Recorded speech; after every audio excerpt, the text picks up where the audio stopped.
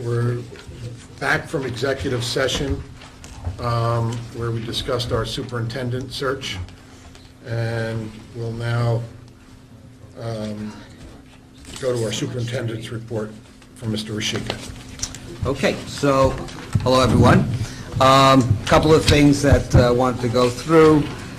Basically, one of the first things, yesterday was a professional development day for us, and I'll talk about that in a minute. But one of the things that we did, and I always like to highlight our stars in the district. So I would like to recognize by name and hopefully have them here eventually those teachers that were selected as Teacher of the Year for each one of the schools.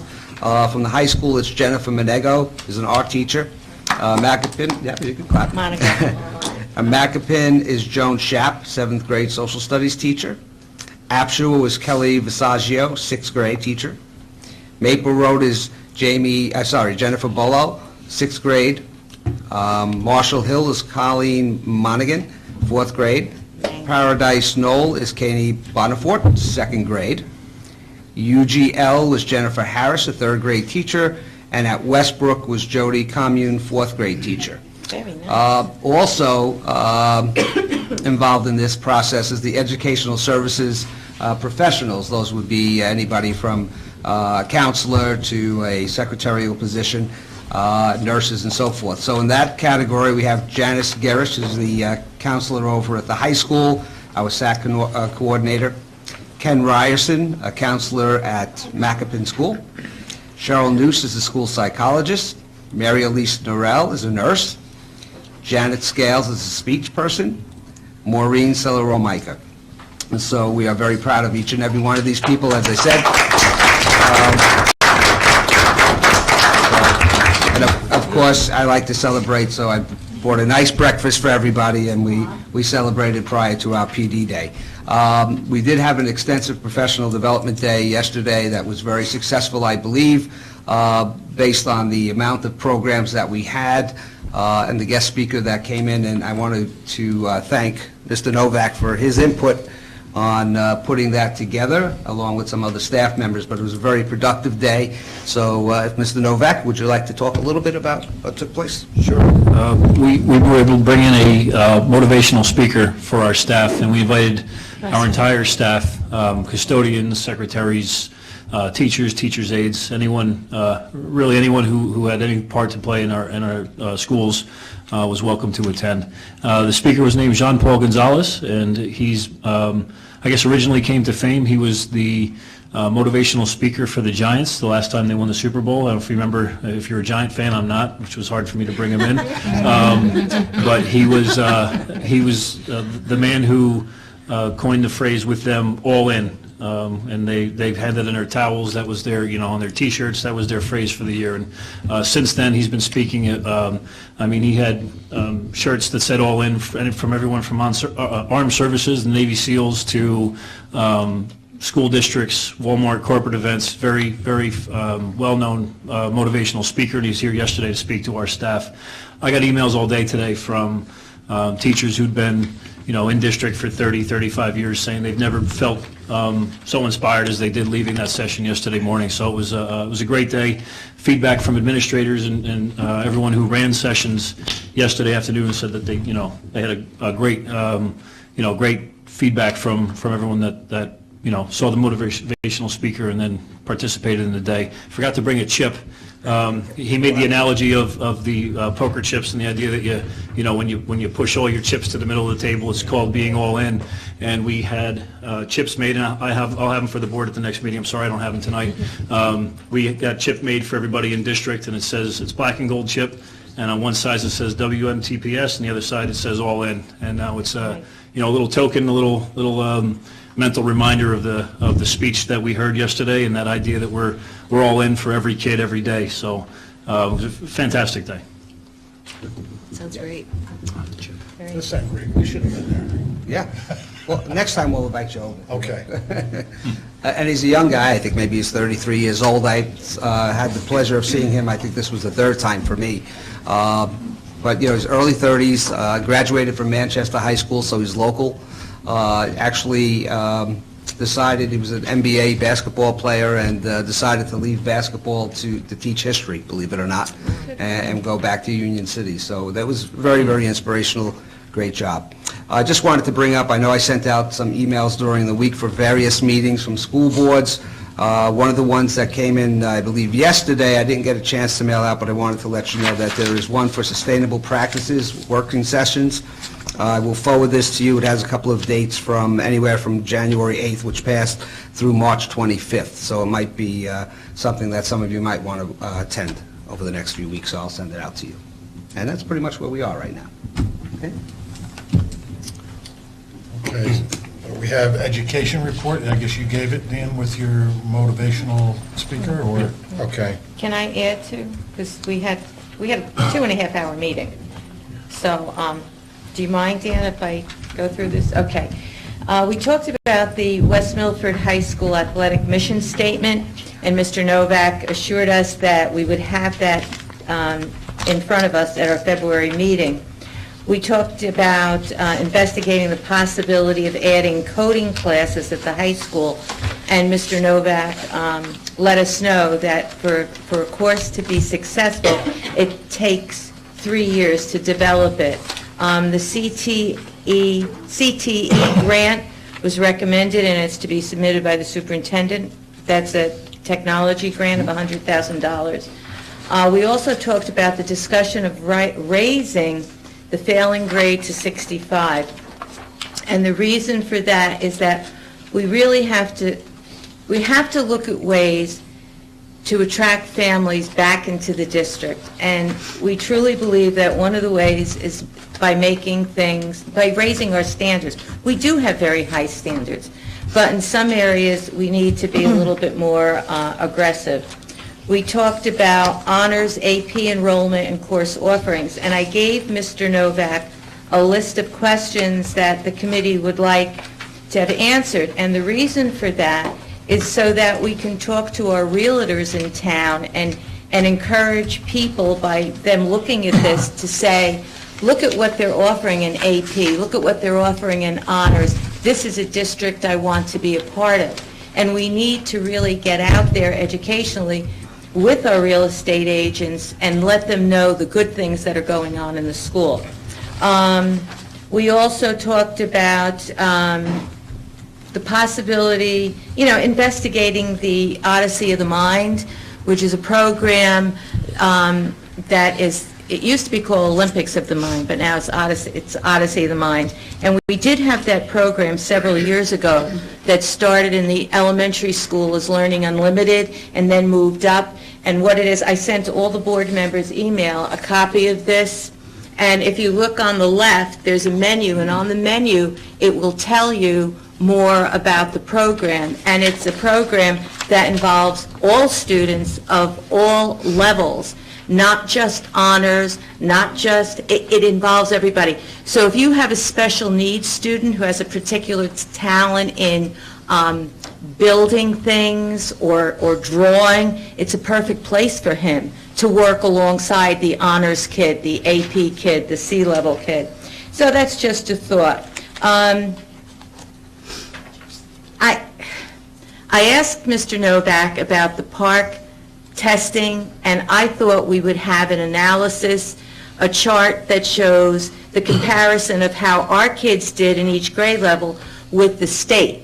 I went onto our website, and that was not there. The only thing that I saw was a summary of what the state sent out about the park, how to prepare for it, and a redacted test from Colorado. I really don't think that's enough. I think the community needs to see that comparison, and people have to know that we are doing well. How well? Saying we're doing well is not enough. We have to, the committee would like to see that chart if it's possible. And it wasn't on the website. Yeah. It wasn't on the Okay, website. that is something we can put together, and to be fair to our district, we would have to compare to other districts in the same Right. district factor group. So that is something we can work on, I think, pretty quickly. Okay, I understand that.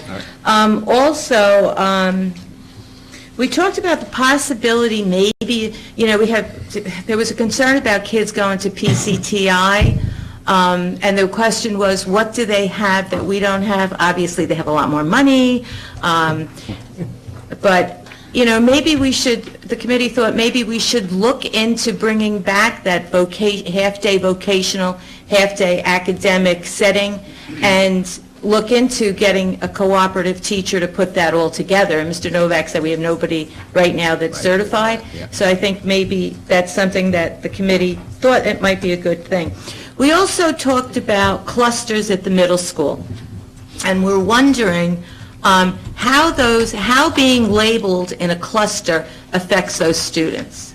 And the question is, if a student is in a particular cluster, is that child going to be pigeonholed and not be able to move beyond what he does in that cluster, or what that cluster is labeled as?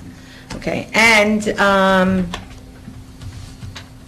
yeah, I think that's it. Thank you. Is that it? So, thank you. Thank you, Terry. Thank you. Special reports and correspondence. Barbara? Yes, thank you. Just a reminder to board members, the minutes from the December 15th meeting will be available next week at the regular board meeting. And I'd like to introduce Mr. Ferrioli and Mr. Ferry, who will now present the audit to the board from June 30th, 2015.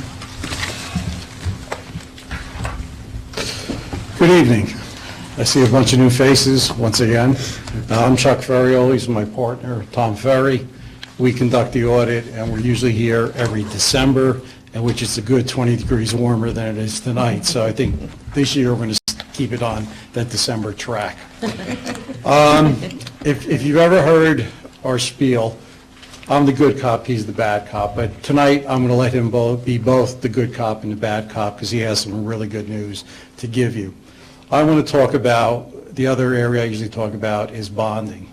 And I want to congratulate the board on a very successful referendum. I don't think I've ever seen a vote that was 90% for and 10% against. I was not able to attend the presentation, but I did watch it on TV, and I thought the presentation was first class. The questions that were asked were answered very efficiently and thoroughly. The pictures of the roof were shocking. I mean, we weren't talking a couple holes, you were talking canyons. I mean, there were some major holes. Presentations from the board, from the council that was there, I all think you did a very good job to convince the public that that's the right way to go. Now, the next step is you'll be in the process of getting quotes together for going out for bids, and then you will sell bonds. Part of the bonds has to do with a credit rating. As it turns out, the township is selling bonds tomorrow, and they're selling on the library and a lot of road work. The town credit rating has been upgraded once again, and that's important to you, because when you go for your credit rating, they will look to see what's going on here, but more importantly, they look through the board's credit rating to the town's strength. So the fact that the town has upgraded is going to help your credit rating when you go. And the fact that you have 2 years of very strong excess surplus is really going to help you, and we should get a very favorable rate. That being said, who knows what's going on in the stock market? Although, from what I've seen, the craziness in the stock market has been positive for interest rates, meaning rates have been going lower. Will there be another rate increase by the Federal Reserve between now and your sale? Possibly. That's not going to help us, but the strong credit rating will. So the town right now is a AA plus.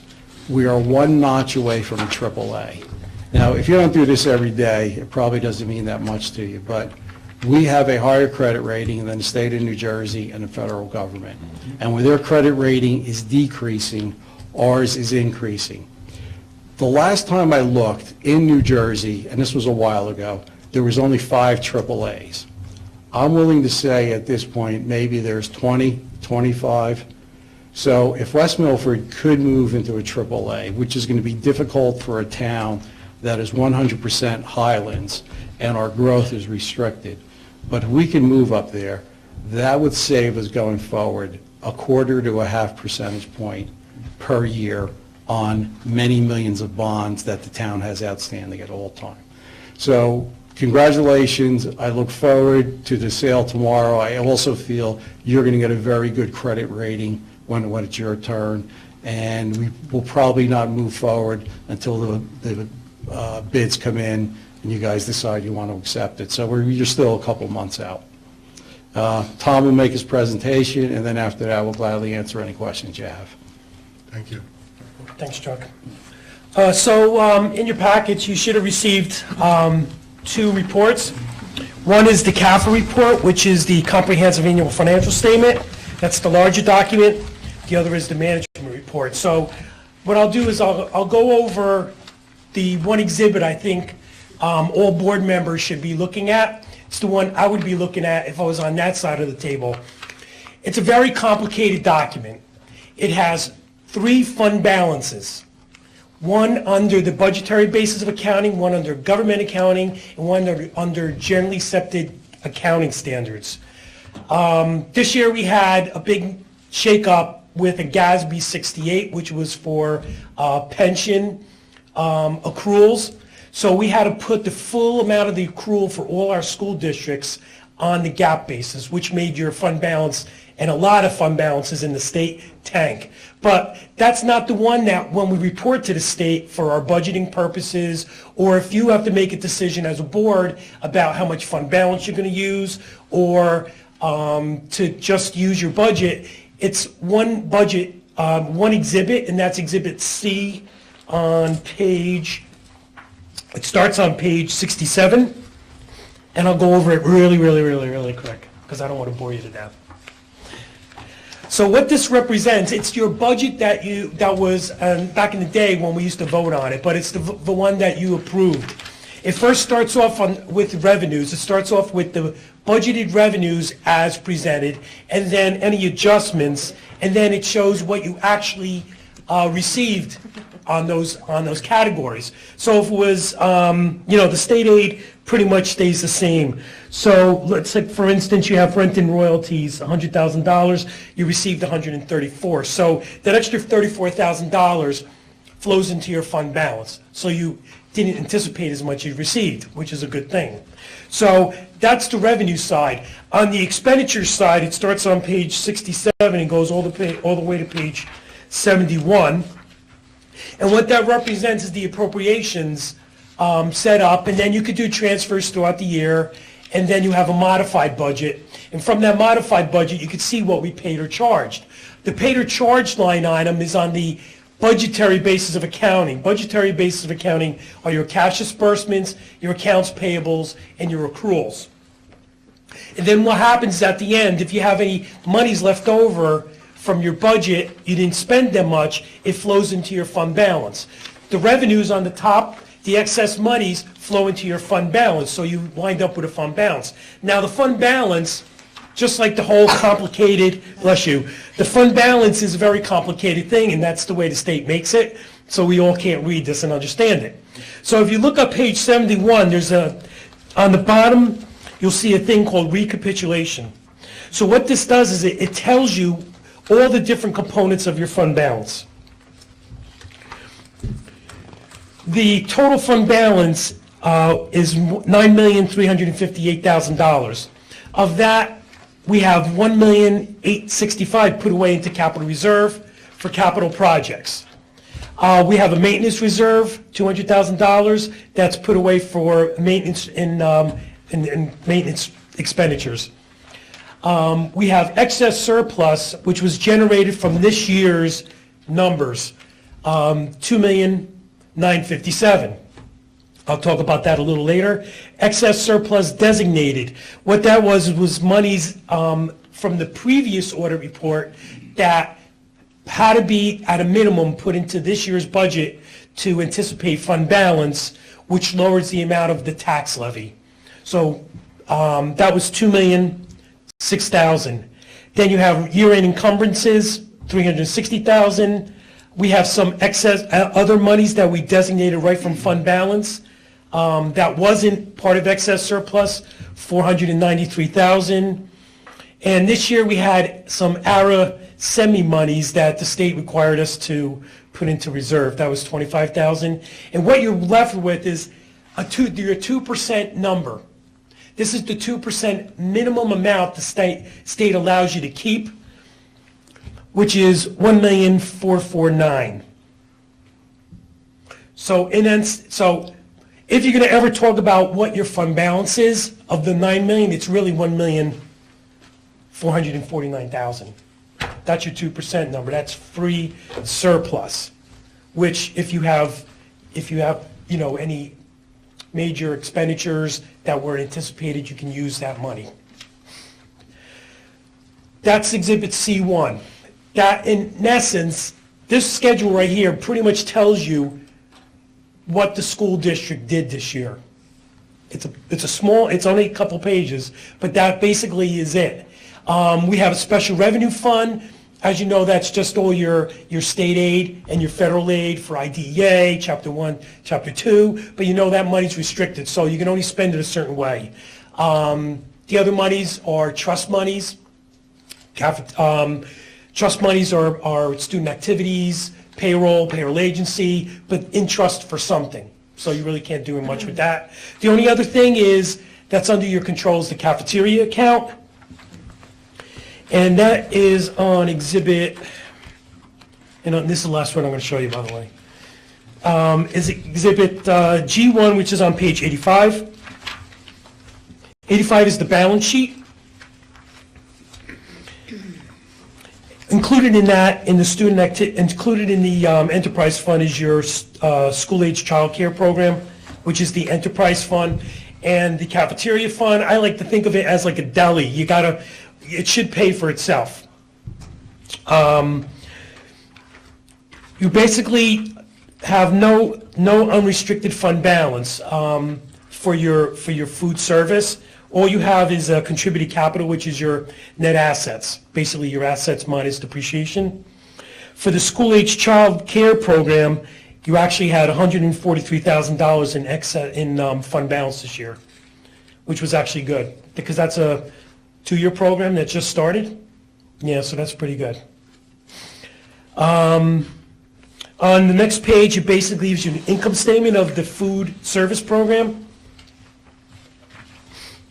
Shows that we took in $762,000 of revenues, $1.2 million in expenditures, so we had an operating deficit $480, but we took in some state aid for free and reduced applications, $353,000.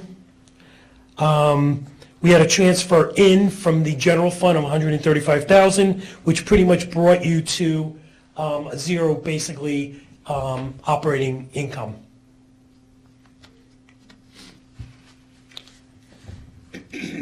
So you're saying the food service is not losing money for us?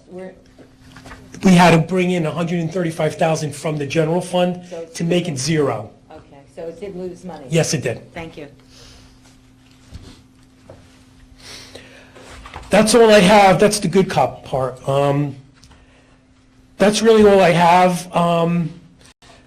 As Chuck mentioned, they did have some, as I mentioned, there was excess surplus. The excess surplus is anything over that 2% calculation. It is a good number.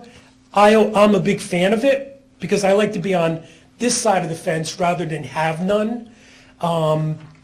Me and Barbara sit down once we come up with the numbers, and we're 2 years ahead. We're thinking anything basically excess surplus that we had from the previous year, Barbara's been putting into capital and into capital reserves so that we have funds for things such as roof problems and things of that nature.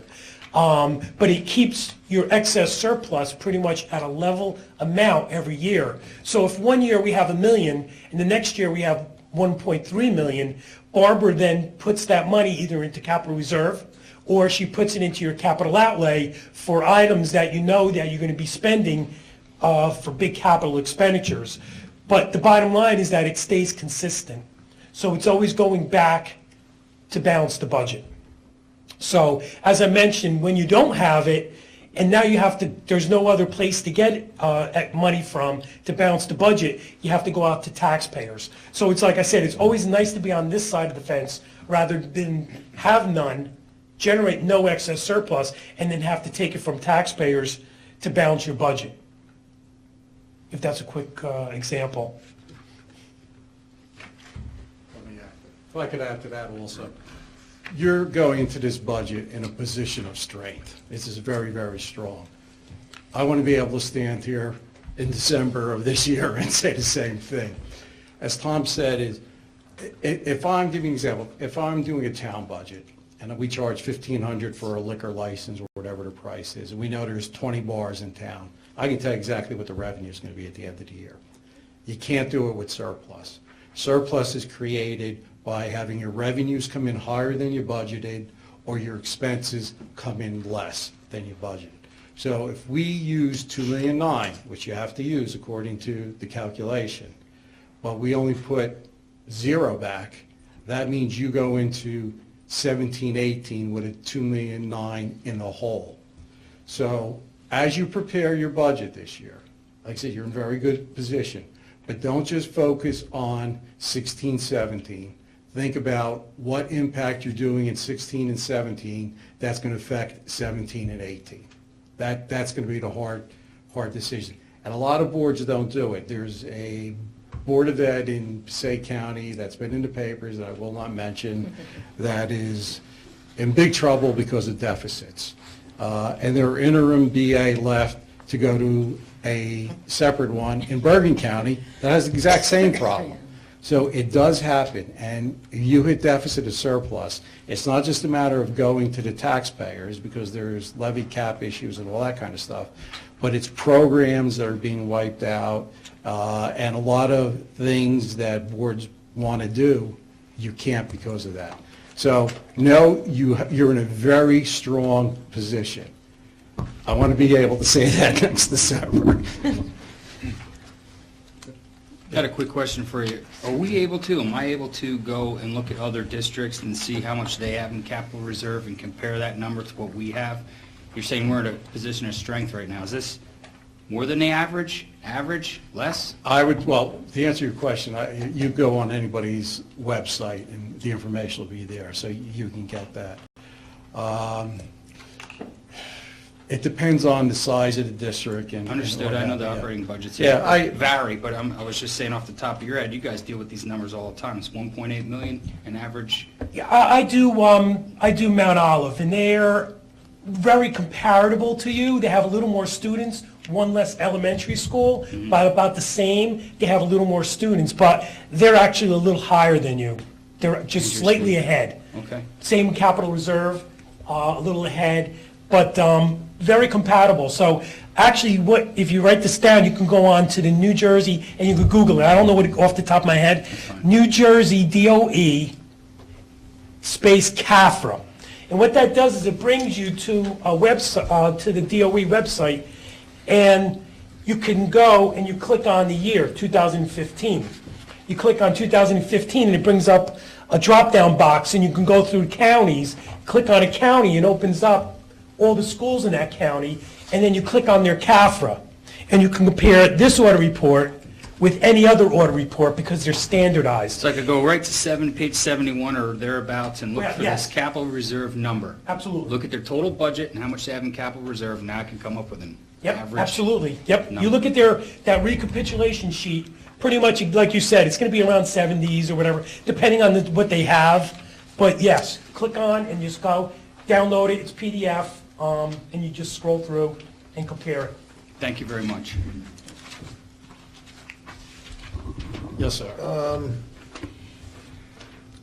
I'm looking at our capital reserve at $1,865,000, and that's including, we had transferred in $200,000 in June. You're right, but it doesn't take into account the money we took out for the 15-16 budget. Okay, that's, all right. And that money went into capital maintenance reserve, not capital reserve, right? Went to capital reserve, didn't go into maintenance reserve. No, that went to capital reserve, that 200,000, but then we took money out for the various projects we had Right. over the summer, which were science classrooms. The science classrooms, the roof at Westbrook School. Okay. The boiler replacements. Okay. A And then lot we're of, getting- projects. And we're getting some of that money back from Yes. ROD grants. yes, the boiler replacements were getting money back from the ROD grants, and that was funded by capital reserve. Okay, The roof replacement, the science renovations, that was funded by capital the excess surplus. Yes. That's funded by excess surplus. So we've been using the excess surplus that's generated to do capital projects so it doesn't affect the general fund and your programs. so when we transferred that 200,000 back in June, we were figuring that we would have about $1 million. About $1 million. And we took about 850,000 out Out for the as of various July 1. projects over. So you over could this- reduce over- that amount by $850,000. Okay. Okay, now the money that we get back in the ROD grants, that's gonna go, can we put that Back back? to capital? In the capital No, reserve, or that because- has to come to general fund? The money that comes back from the ROD grants goes right into the budget, because when you're budgeting, you're taking out, you're only budgeting our portion, the 60% that we have to pay. So in order to complete the project, we have to get the 40% back from the state so we can make the payments. Okay, okay. So we're not budgeting, we're not taking 100% of the money out We're just initially. taking out our percentage. We're just taking out our 60%. Okay.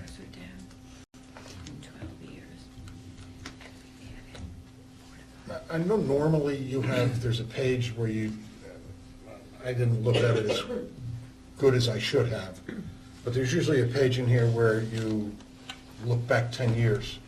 It's in there. He did, yeah, he did. J schedules. JC, okay. J schedules are basically, it's a lot of conglomerate, a lot of, all kinds of great, To the back. information. If you can't sleep at night stuff. Yeah, it's great. Yeah. It's so fun putting those together. Does anybody else have any questions? Mr. Drew, If you don't mind, I'm probably going to take a few minutes. go ahead. Page 23. Deb, could you give him a microphone, please? Oh, Thank you. Sorry. Page 23. For instruction, our regular expenses 21.4 million, indirect expense allocation 12.2. Now, I believe if I read this correctly, the indirect expense allocation includes our contribution to Social Security and medical benefits and our contribution for pension. Does it include anything else? It also includes the TPAF on behalf, all that kind of great information. Remember, this schedule, A2, is under the GAAP basis of accounting.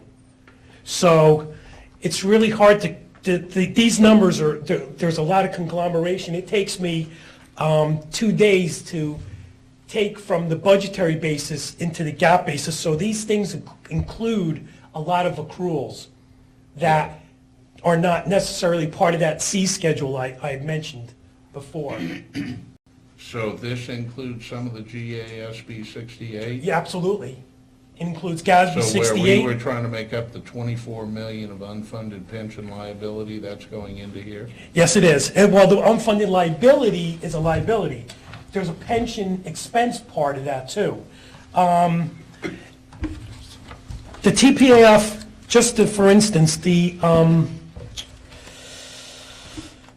let's see, on behalf payments, the unallocated benefits are Social Security contributions, other retirement contributions for PRS, workman's comp, health benefits, tuition reimbursement, other employee benefits, and then on behalf payments. On behalf payments for pension and your Social Security. What those represent are the board's share of TPAF teachers that normally we would have to pick up as an expense as a board, but the state of New Jersey pays them. For now. Right. Okay, so now That's what part of they, why we're separating that all out. so, yes, well, they require We're gonna us. get stuck with it at some point. So what they require us to do is show it as a revenue and an expenditure, so it's a wash. All right. And My- include, also, I'm sorry, one more thing, Social Security. So normally, Yeah. we have a 7.65 taken out of our pay, and the board has to match 7.65. But with certified teachers, the state of New Jersey picks that up. So again, that's an expenditure on our part that we have to show, but it's also a revenue. So you add just those things together, and that's $18 million, which makes up part of your $25 million, just right there. The, part of the reason for even asking the question at all was to kind of make the point that the 21.4 million is money out of pocket for instruction to teachers, and then we incur another 12 million, over 50% of the salary that we pay to teachers in benefits for the teachers, over 50%.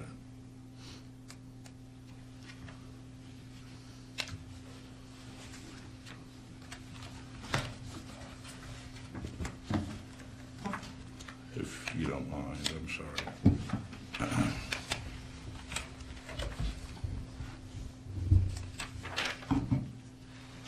The capital reserve account, is that restricted money? Yes. Can only be spent on capital.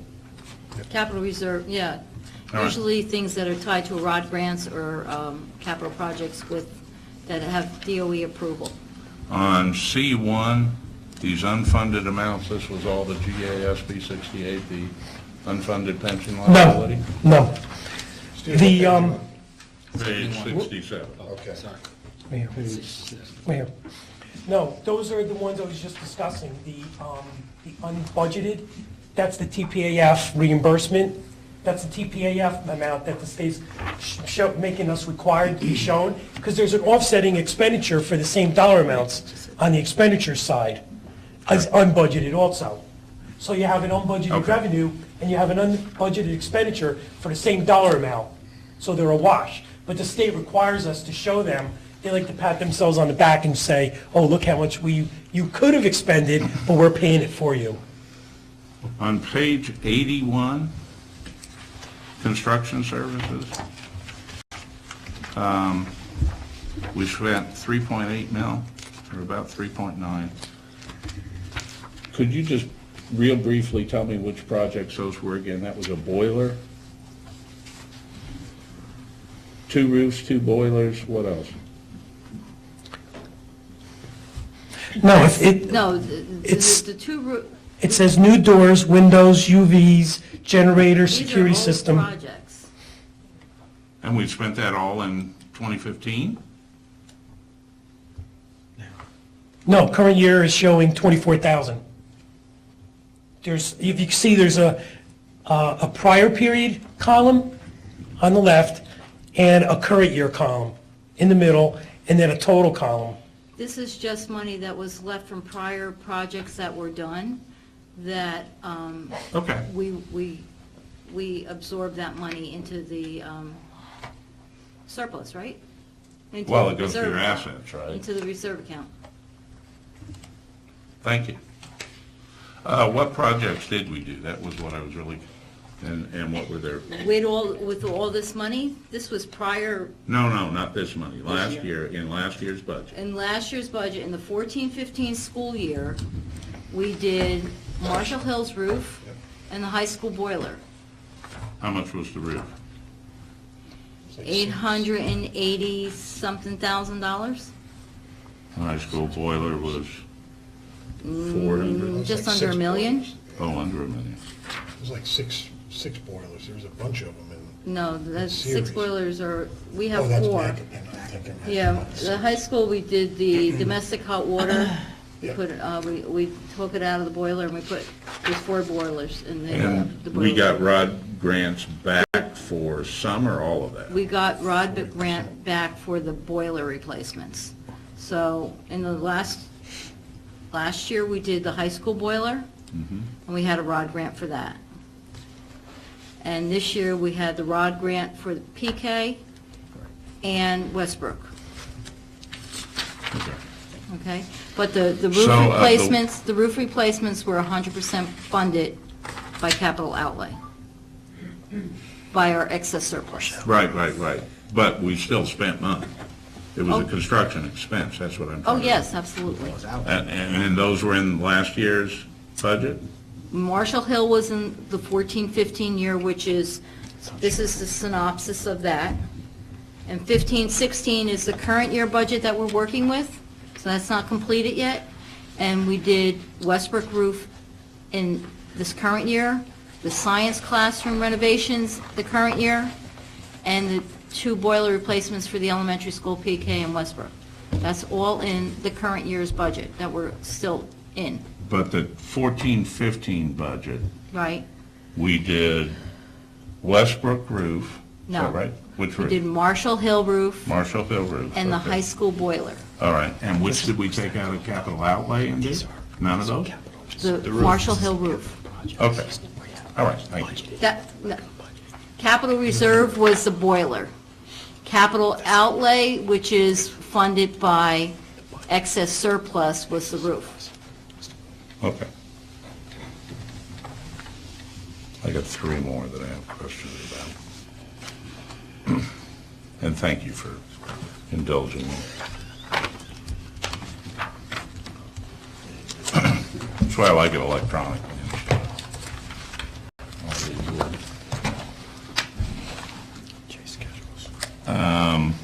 In the 10-year study, or 10-year comparison that you talked about, on page 97,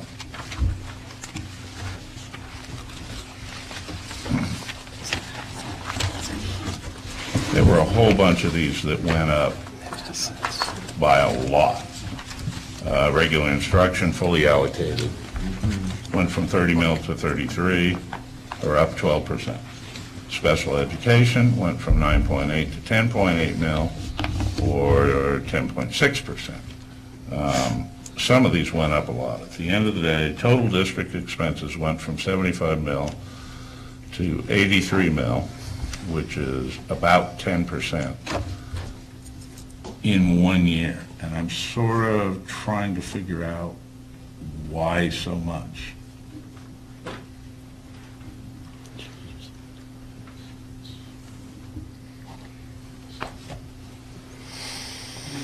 That's a lot. Well, it's also a final number after you have your on-behalf payments are in here. So there's almost $6 million right there. I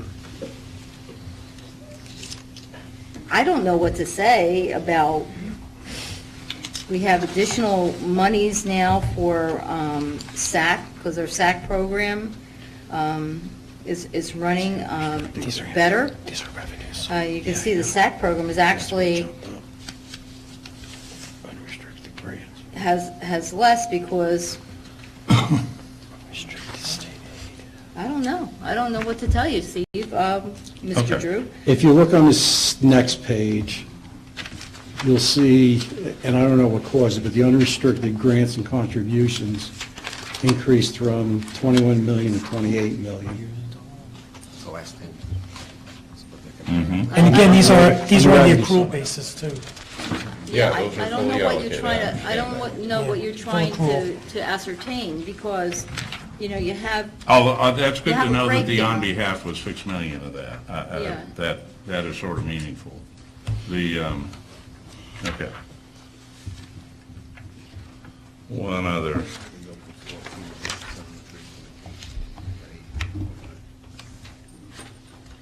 We already discussed that. The only other thing,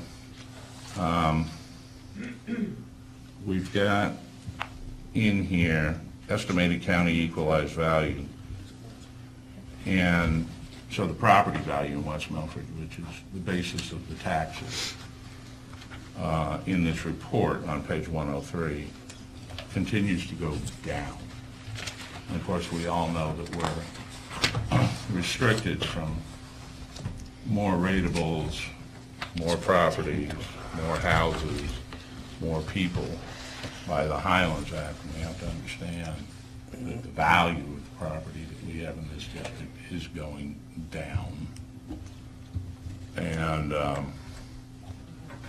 it feels great to be financially secure, unless you're on the other side of that and you're the taxpayer who's giving more money than the district needs. So we now have accumulations in some of these accounts, and I understand that's good, that's healthy. But as a taxpayer, it's great unless you're a taxpayer, you're one of the people here. And our taxes keep going up, our property values keep going down, our enrollments keep going down, and, I don't know, we're paying more money, so, the problem with that is when I talk to my neighbors and other people in West Milford who are really feeling this pinch. And I like being a financially sound district, but maybe I don't want to be that financially sound. If I'd rather not give more than the district needs. I know there are cases where we are forcing people out of West Milford purely because of the taxes. In Passaic County, we pay the highest percentage of income in property taxes of any county in the entire United States. Is there a question? Since it goes to schools, you would think we'd have the best schools in the entire United States, but we don't. And so somehow or another, I want to resolve that difference between what we're paying and what we're getting. It just doesn't feel great from the seat I'm sitting in as a person who lives in this one. So my comments are done. Thank you, Mr. Drew. Anybody else have anything to say? Any questions for Mr. Ferrioli or Mr. Ferry? No? Comments? Gentlemen, thank you very much. Is there anything that you'd like to say in closing? One second. Okay. The comments? She has to do the corrective action. Oh, you have to do the corrective action, that's Okay. what we're discussing. Okay. So that is the comments and recommendations on the smaller management report. The first one is on page 7. These won't take too long.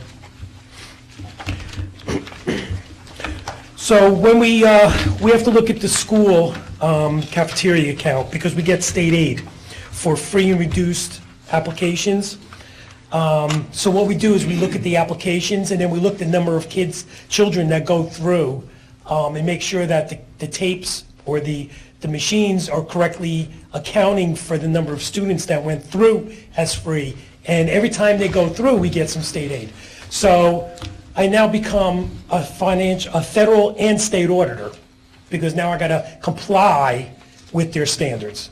So out of all those applications that we have for free and reduced, we found 3 cases where students were classified as reduced but should have been free. So what that does is it triggers a calculation we have to do. So we have an overstatement on one end and an understatement on the other. So we had, in total dollars, it's $216 that were understated. So of all those applications, we only found 3 of the sample we had. I've got 4 comments for the ASSA report. That's the application for state aid. We found some deviations with those. Now, the application for the state aid, the ASSA report, was started more than 10 years ago. And supposedly it was going to base the revenue that you receive from the state based upon the number of children you have. So every October 15th or then around 14th, 13th, we've got to take a snapshot. And it's an unfunded mandate. It takes an enormous amount of time, especially in West Milford or a district this size. It takes away from Barbara's time. It takes away from a lot of people's time to put these numbers together. and then it takes my time to audit them. I'm required to audit them. Bottom line is, it means nothing. It means absolutely nothing at this point. Our state aid has been flat for the last 15 years. They don't use this application whatsoever for anything. It's just a large waste of our time and Barbara's time to put these things together. As of October, we did have some issues with some of Barbara's personnel, which I know pulled her away when she had to do this. So that was some of the problems, why the numbers were exactly correct. We also had some extra work we had to do as auditors, because we keep getting stuff thrown at us too. Normally, what we like to do is come in around November of the current year and audit them in advance. We weren't able to do it this year, to try and find some of the errors that were recorded. But we did get in this year. Right, Barbara? We did get in? Yeah. So you shouldn't see these comments and recommendations again next year. So again, those are ASSA comments and the DRTRS, the District Transportation Report numbers. And again, they mean nothing. They actually mean nothing financially to you. But we're mandated to put it in if we find it. So our audit, we give an opinion that there's no material misstatements. Now, materiality is a big number, but we've got to put this little junk in for $260, basically because we're doing the Department of Ed's work. So it's not material, it's not important, it will be corrected, and it will not be there next year. At the end of the day, I'd say we did great at that. That's very, very few exceptions. Good job. That's all I got. Barbara, you're going to be doing your corrective action plan, I guess, next meeting, or? Actually, it's on tonight's on for agenda tonight? for special action, yes. So basically what's going to happen is she'll go over corrective action, she's required to do it, we have to mail it down to the state with all kinds of good stuff, but that's really all we have. Thank you. Is there anything we can do to get these earlier in the year? Shoot Gatsby. Well, Let's start with that. I mean, the audits the GASB numbers came out about 3 weeks before the audit reports were due. And the GASB change was phenomenal. As auditors, we book stuff on historical value. So you spend $100, we have to write down $100. $100 of income comes in, we come in for $100. Now we have this GASB, Government Accounting Standard Board, and this is countrywide, so it's not just New Jersey this has happened. By the way, you need to book this small little liability, about $20 million. Excuse me? That's number one. Number two, it's not an exact dollar amount. It's based on an actuary, which is crystal ball looking, hoping that if this happens, this is what the number is going to be. Number three, it's based on 2014, not 2015.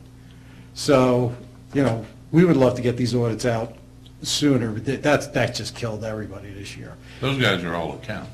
And bean counters. I mean, recognizing the liability is a smart thing. And frankly, your PERS liability doesn't bother me because that's something that'll be funded in the next 30, 40, 50 years. So that's the elephant. We take little bites out of it. And New Jersey, as bad as you hear about our pension problem, there are other states that are in much worse shape than we are. Like Pennsylvania, where each town or city funds their own pension. So there are some real problems, at least for statewide. But the teachers' portion of the pension is greatly underfunded. And the push that we're seeing is to start taking those, when Kane was governor, he was the education governor, so it came up with a minimum starting salary, and Social Security and pension went down to Trenton. Well, now that they're choking on it, they want to throw it back to us. The number, I believe according to the report, if you were to fund the teacher's pension, just the yearly piece, this year, it would have been $11 million appropriation. So, kiss that excess surplus goodbye. Yeah, so this is important, and you're going to be hearing about this countrywide. And I'm sure Social Security and Medicare have the same problem, but they can print money where, we can't. Thank you. You're welcome.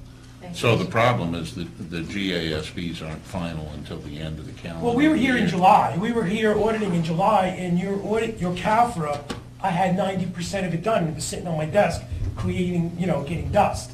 And it wasn't until just before Thanksgiving, they released all the numbers, and then I had to scramble around and change about 40 sheets of this audit report, including the GASB, including GAP.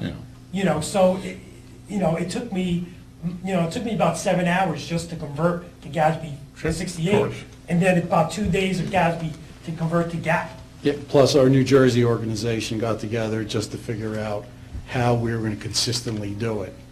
So the notes you see here in this report, no matter what district you go to, you're going to see the same type notes, because we're like, well, you throw this at us, we had 3 weeks. I mean, this was a major undertaking. Thank you. Good night, all. You're welcome. Good night. I usually say Merry Thank you. Christmas, but, Happy New Year. Happy New Year.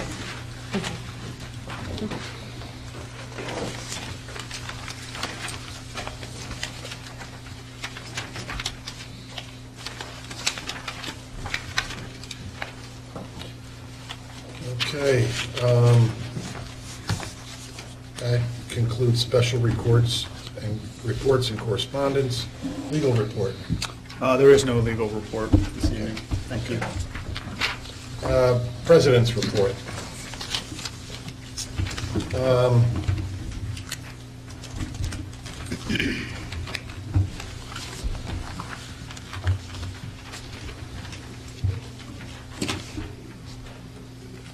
Taking over as school board president, I wanted to make sure that our newer members, some of our junior members, understand that what's the role of the school board and the superintendent.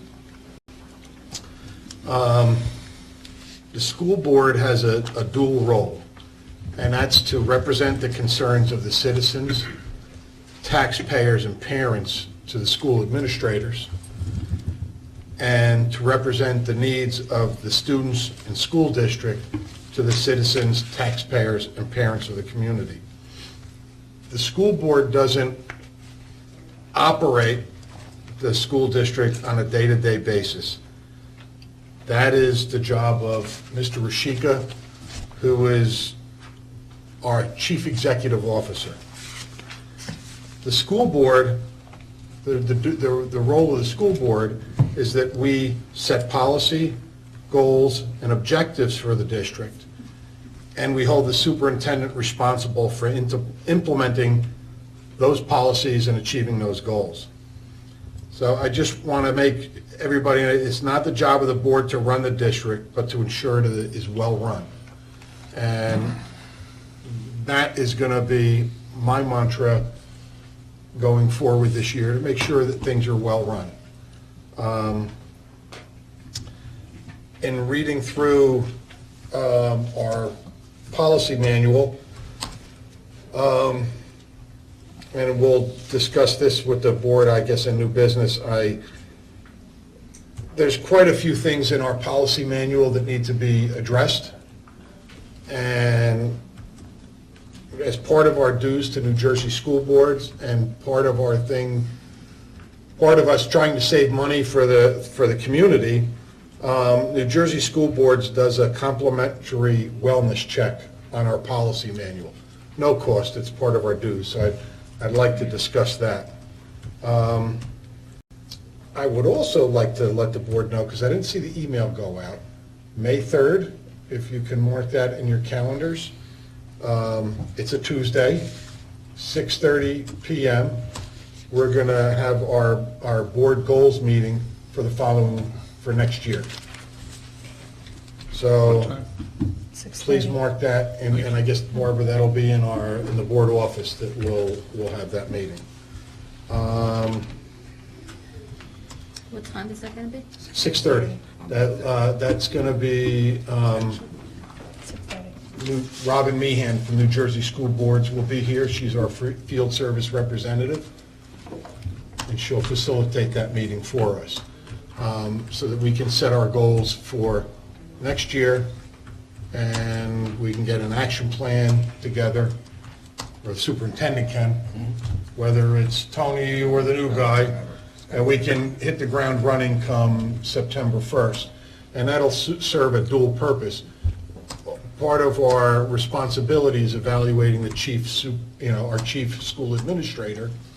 That'll give us about 10 months' worth of time that we can evaluate him, see that he's put an action plan in place, reviewed it several times with the board, so that we can be on top of things and better informed.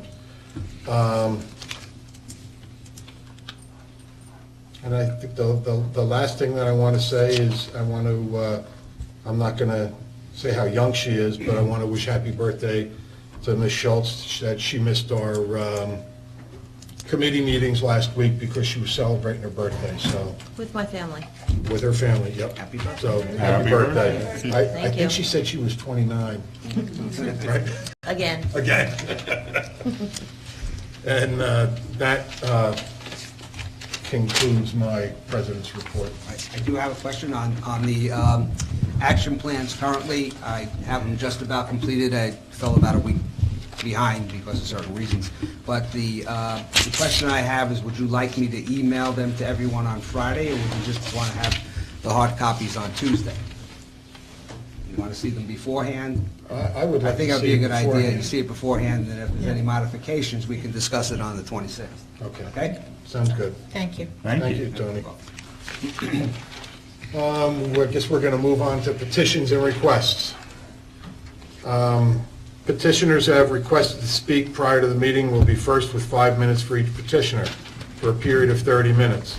And then, time permitting, other petitions and requests limited to 5 minutes per petitioner will be allowed until the 30-minute period transpires. Petitioners speaking during petitions and requests are asked to address topics listed for special action in the agenda. All speakers are asked to give their full name, spell their last name, provide their address. Speakers may not use the names of students during petitions and requests. Do we have anybody who would like to speak?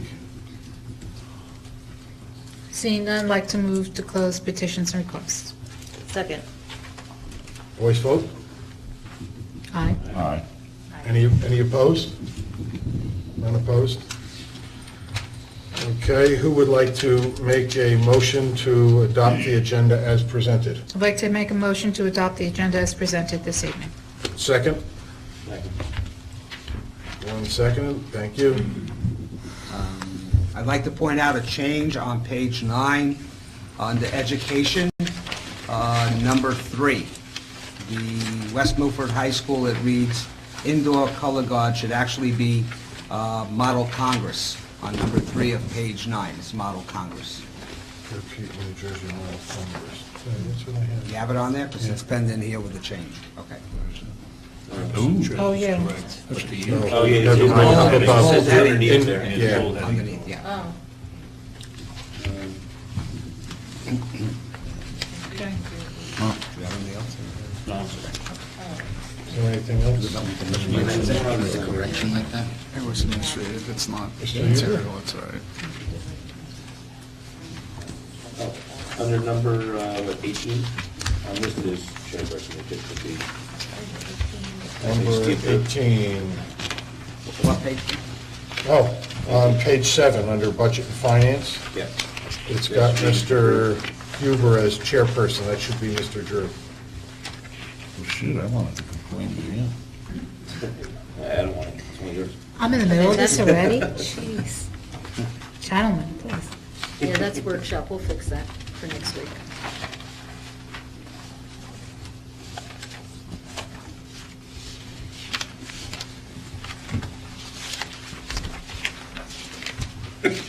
Okay. That's it. We'll move forward then, under special action. Mr. Drew, they have you listed here correctly. Would you like to, Yeah, unless somebody objects, I'd like to move forward items 1, 2, 3, 4, 5. Second. 1, 2, 3, 4, 5? Okay. Any discussion?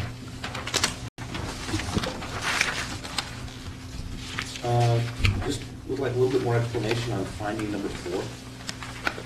Just flesh it out a little bit on what the problem was.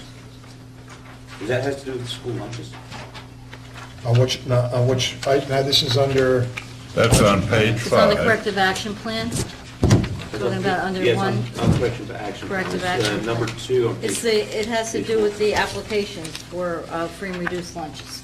That's okay. 3 were, that's what Mr. Ferry highlighted, 3 were classified as reduced when they should have been classified as free. And 7 were counted after the deadline. From what I can tell, looking at other districts, we come through this very clean in terms of things that auditors might look at or question, or Barbara does an excellent job putting these together. On number 5, the nature of the services. What's the- Number 5. Under, is this under budget finance for the bond? Yeah. I'm sure you guys have discussed it They have before to, now, but. right. Once the referendum is approved, there's financial services that have to be provided for the bond ratings and for preparation of the sale. So that's their fee. And Rogert McCarthy, Steve Rogert is our bond counsel, and he also has to do things in preparation for the bond sale, and that's his fee for those things. Barbara, I have a question with regards to our corrective action plan. The second administrative assistant has been designated to assist with the certifications and the application reviews. Is there any confidential information that those people might see? No, it's student applications Okay. and. I'm just Yeah, asking, that's all. Okay. no. I mean, it's all confidential, but there's no confidentiality as far as personnel goes. As It's what they're all seeing? students. Okay. Any other questions? Just point of clarification, you said items 1 through 5, right? Right. Okay, thank you. Any other questions? Roll call vote, please. Mr. Huber, Yes. Mr. Drew, Yes. Mr. Dever, Yes? Mrs. Schultz, yes. Ms. O'Brien, Yes. Mr. Bailey. Yes. Mrs. Dwyer, Yes. Mr. Foodie. Yes. I would like to move item number 6, Second. purchasing snow removal system for the buses. Any discussion? I looked at this online. It looks like something our people could build themselves. It does not look like a very complicated mechanism. I would be concerned about the liability issue if we were building it ourselves. But,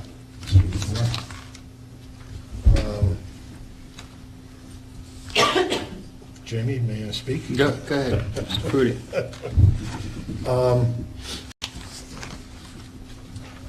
I don't know if, I mean, we hadn't voted on this, or not they voted, but discussed it and talked about bringing this to the board in committee, so I'm a little surprised to see it on the agenda. However, in saying that, have we exhausted every opportunity besides doing this? Because we're going to now spend the money on the scraper system, and reading things on the website, we now also have to have a vehicle there with a snowplow. So for every time it says that you drive a bus through, you've got to clear the snow to safely do it. So We'd have to do something. now we're looking at all our plow drivers are out plowing schools. No. Where do we get the, Our transportation people actually plow the transportation yard. Our maintenance people do not plow our transportation yard. they just plow the schools? Right. So now we're going to be taking away a person from transportation duties to now sit there, because I can Okay. imagine this is going to be a 3-hour project by the time you put all the buses through. And then we're still going to have to, from what I saw in reading, have people manually rate the buses, because some of our buses have those air conditioning units up on top of the buses, and it's specifically stated that those can't go through that system. So we're still going to have people manually clean those buses. Not that it's a lot, but they will. The other thing, that we have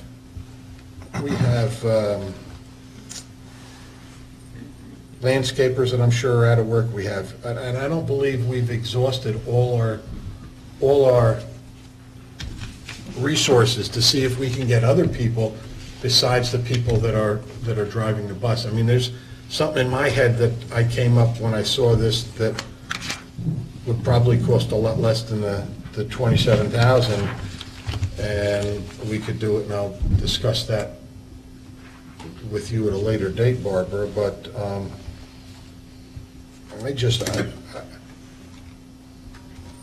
I want to know, have you exhausted every avenue before we go spend $28,000? James, I'm sorry.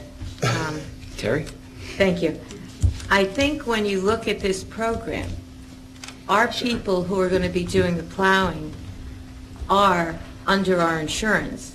You go outside and you hire independent contractors, or you hire kids, or whoever you're thinking of, they're not covered, and they become our liability. I think we're safe with this. Jamie, Yeah. go ahead. Oh, did you want to speak? Go ahead. Marilyn, go ahead. I wasn't at the Budget and Finance meeting the other night, but I'm sure this was something that was discussed, as the minutes reflect that. I also noticed the $23,000 that the district, and I'm guessing that would be Mrs. Francisco, has said would be used for the sale from buses that would offset the cost of the scraper,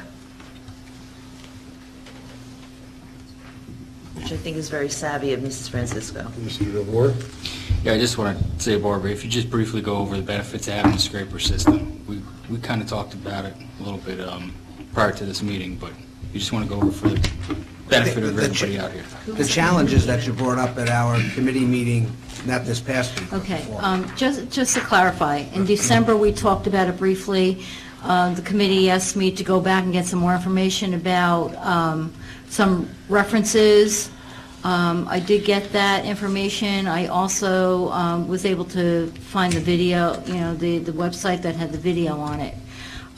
Just to take a step back, about 3 years ago, a company came to me that had a brush, a big roller brush, and tried to sell me that, and it was well over $30,000. So it was basically the same concept, but it was using a big brush instead. The reason why it's appearing on the agenda is, after we discussed it at committee, the committee, I thought, I heard, asked me to put it on the agenda so the entire board could discuss it, because while it sounded like a good idea, they weren't 100% sure that they wanted to put it before the entire board. Just a little bit of background about how we clear the buses now. We have a snow crew. People sign up for it. Our drivers. This is the first year we only have 5 people that signed up. When there's snow, if the superintendent decides that he's going to have a delayed opening, Those buses need to be cleared before the buses go out on the road. They come in at 3 a.m. to get the buses on the road. Our first buses leave the depot at 5:45 on a normal day. So with a 90-minute delay, they're leaving, 7:15. The buses have to be cleared, so that means if they're coming in at 3 a.m., they've already been working for 4.5 hours. Then they have to get on the bus and drive. They also have to, and I understand your concerns about having to clear the snow as it's coming off, but we have to do the same thing. There is a method.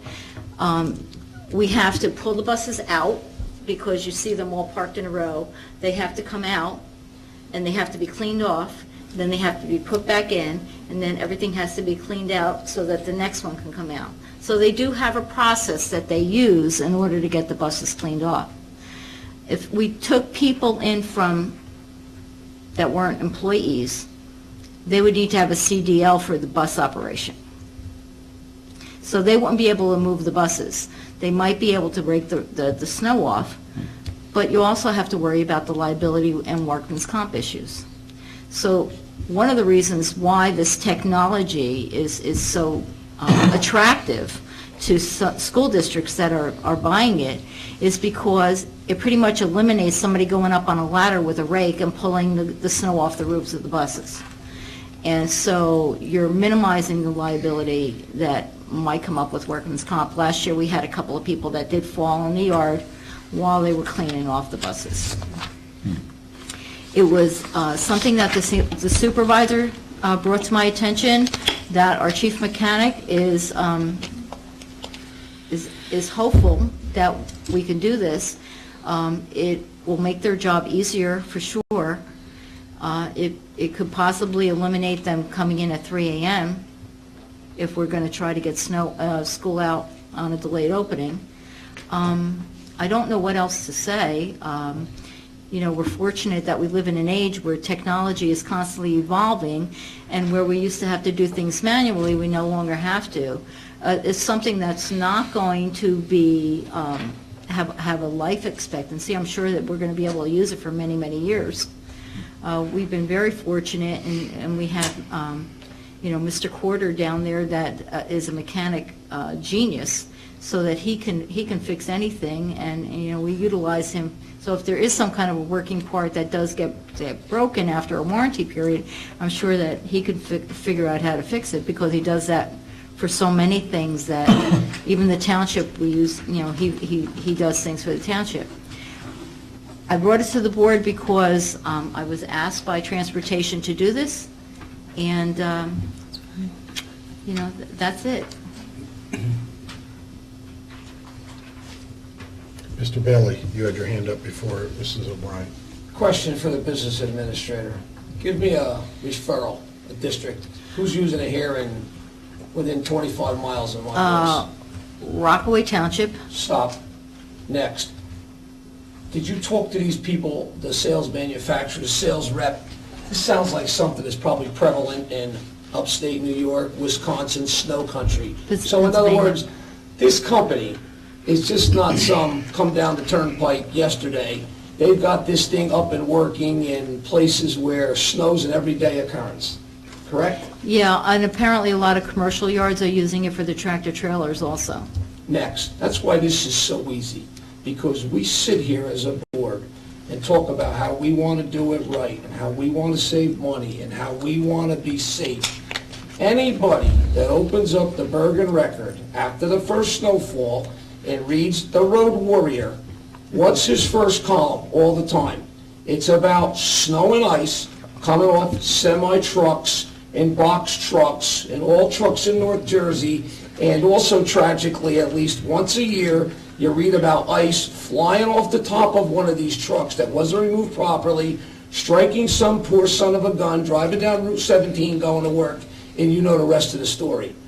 So we sit here as a board, and we talk about things and carry on as though we're experts on snow removal for a massive bus fleet, not the least of which is nobody in this room except a few of us have ever been up at 3 o'clock in the morning in a windy, foreboding environment, breaking their backside as dedicated employees of the town to get the buses clear for what quite possibly won't even be an opening anyway, because West Milford is 89 square miles of wintertime fun when the snow comes, and all we're doing, we watch every penny, and it seems like a lot of money, but for what it costs to run that bus system on a day-in, day-out basis, if the rank and file people that are on the ground running our transportation department think this is a good idea, I'm in, and I'm voting yes. And why we sit here and pick apart all of this stuff as though we're now transportation experts is beyond me. So you need, you need 4 more votes. I'm in. I'm voting yes. Have we heard that? Has the transportation You're out of order. director asked for it? Point of order, Mr. President. Go Can we ahead. debate now? What's that? Are we allowed to debate? It was a question. We're in the debate, but I want to hear what Mrs. O'Brien has to say. Thank you. We are fast approaching on the clock, so I would like to extend the meeting and for us to go into executive session till approximately 9:30 p.m. Second. All in favor? Aye. Any opposed? Thank you. Okay, now Glenn, your question The was? question was, I didn't hear anybody say anything about the transportation department asking for this. I said the supervisor of transportation brought this information to me, and that our chief mechanic is also hopeful that the board will be agreeable to this. Okay. Now, do we have buses that have any air conditioning units or other attachments on top? I can't tell you that for sure. It might be one of the smaller vans, but the transportation supervisor and the chief mechanic, they were both in my office on Friday, and they understand that the blade goes up and down, it's multi-level.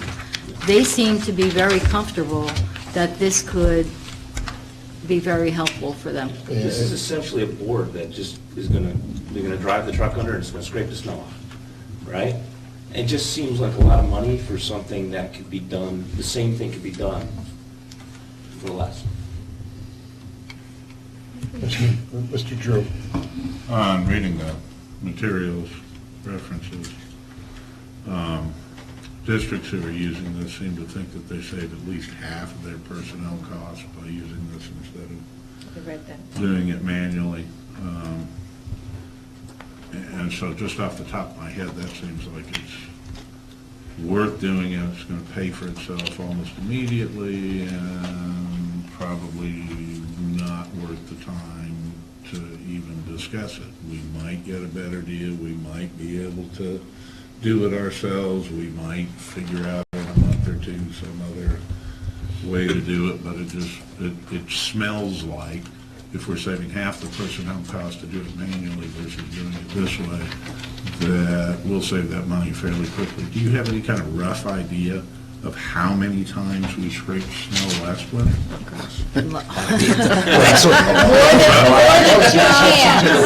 last 2 years probably The were. last 2 years were pretty, 15 times a year, 20 times a year? Last question, if we vote for this and say yes tonight, how soon would it be installed? 2 weeks.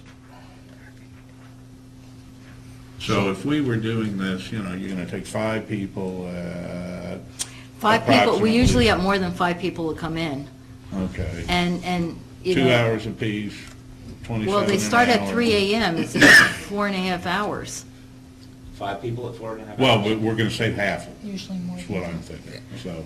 And I would think that it would be, you know, you would need a couple, I don't even know that they'd need to come in at 3 a.m. I think in West Milford, this is going to pay for itself in a year. So You it's know, not they worth seem fussing about. they seem to think within a couple of years, you're going to get your money's worth. That might be a Yeah, typical. well, I think if we had it for the district last we're 2 gonna years, do. you probably would be ahead of the game. On the website, it said, based on 4 storms a year, it'll pay you back in 6 years. We have more than 4 storms a year. Yeah. The last 2 When we have years. them, yeah, the last couple of years. Yeah, this year. As a superintendent, my concern always is, yeah, we're going to have a delayed opening, and then I have to hold my breath to make sure that the buses are ready to go out. Yes. And that's a big concern, because now we have parents who are driving their the children to an alternate bus stop, because the bus stops are then emergency bus stops, and now I'm going to have buses that are going to be delayed. So you compound the liability issue, not only from what's happening in the yard, but what can possibly happen to children. or they're standing there waiting in the cold for a bus to show up 45 minutes late. I think this would expedite the entire process, and we're looking at probably 40 or 50 buses that would go through it. Can we call the question? You have about 80. 80, yeah. No, Oh, I thought you had Can something we to call say. the question Call the now? question? The 80 last year? buses. You have about That's 80 buses. Total. All right, we'll call the question.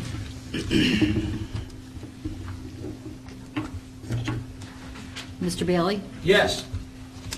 Mr. Dever? Although it seems high in cost, just like Mr. Bailey said, it's going to help the people on the ground at 3 in the morning. I certainly wouldn't want to be clearing snow off buses, so I'm going to vote yes for that. Mr. Drew? Yes. Mrs. Dwyer? Yes. Mr. Foodie? I'm going to abstain on this, Barbara. Mr. Huber? Yeah, I think that this is going to help keep our folks safe. They don't have to go up on ladders and such, and if we can have it in 2 weeks, we'll have it for this winter, so I'm going to say yes. Thank you. Ms. O'Brien? Yes. Mrs. Schultz?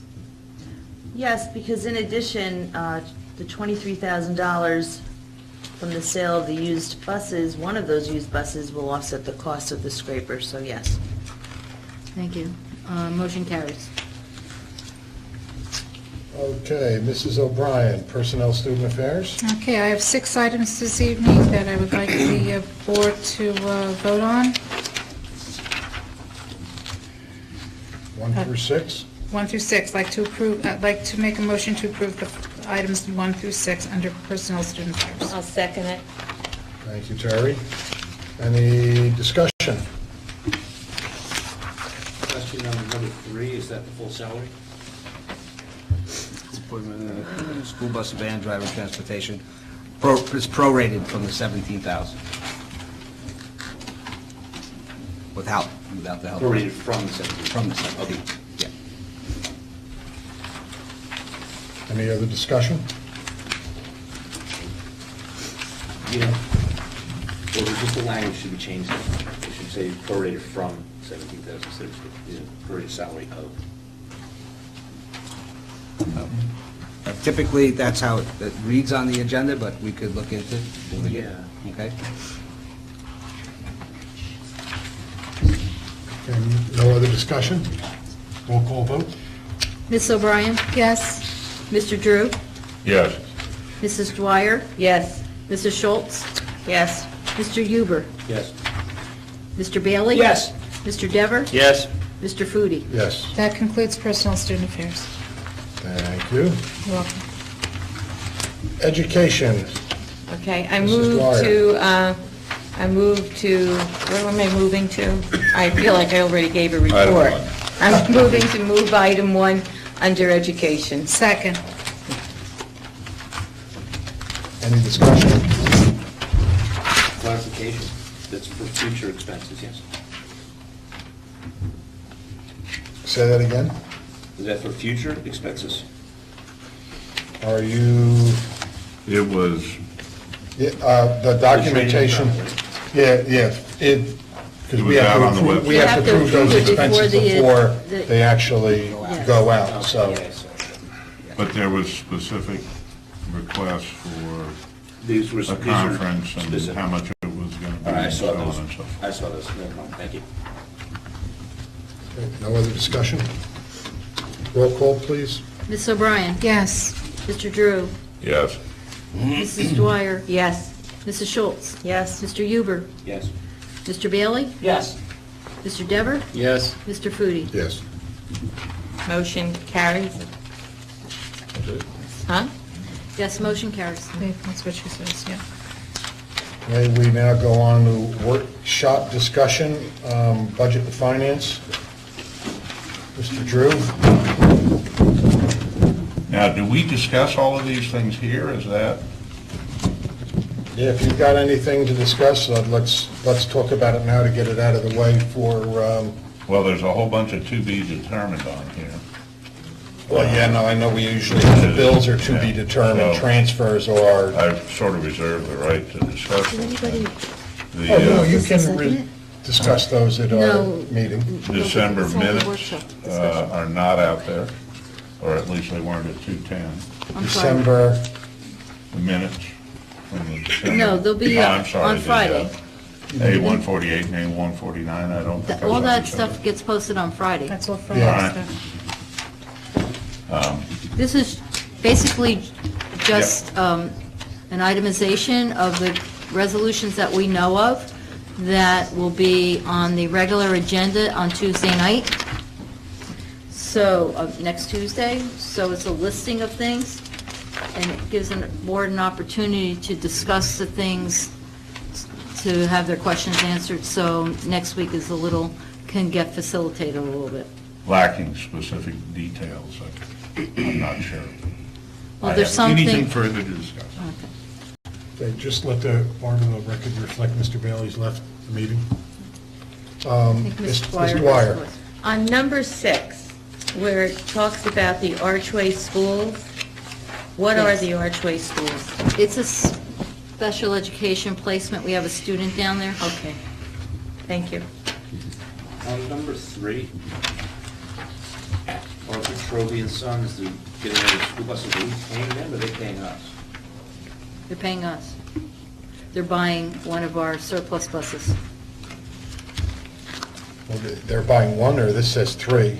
Oh, 3, They're buying 3. yeah.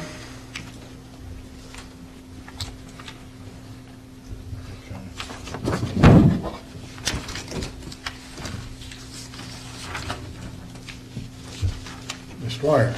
On number 5, do we have an amount, a firm amount, Barbara, for the final siding and the gutters and No, soffits? no, we don't. And the reason Okay. why is when we discussed it last week at committee, the board talked about it. I know that might be some concerns about whether or not the board office building actually does need siding. You might recall that I said the woodpecker is putting holes in it and trying to nest. We also have, we're bringing contractors in again because the prices that we originally got were from last year, and we're trying to make sure that we're going to get comparable siding. I don't want one person to give us one grade and somebody else quoting us on a different grade, so I want to make sure that everything is comparable. We're finding that about 60% of the building is going to need to have the wood replaced. We did replace a section in the front in the spring that we were able to get painted because it rotted through and it had a hole in it.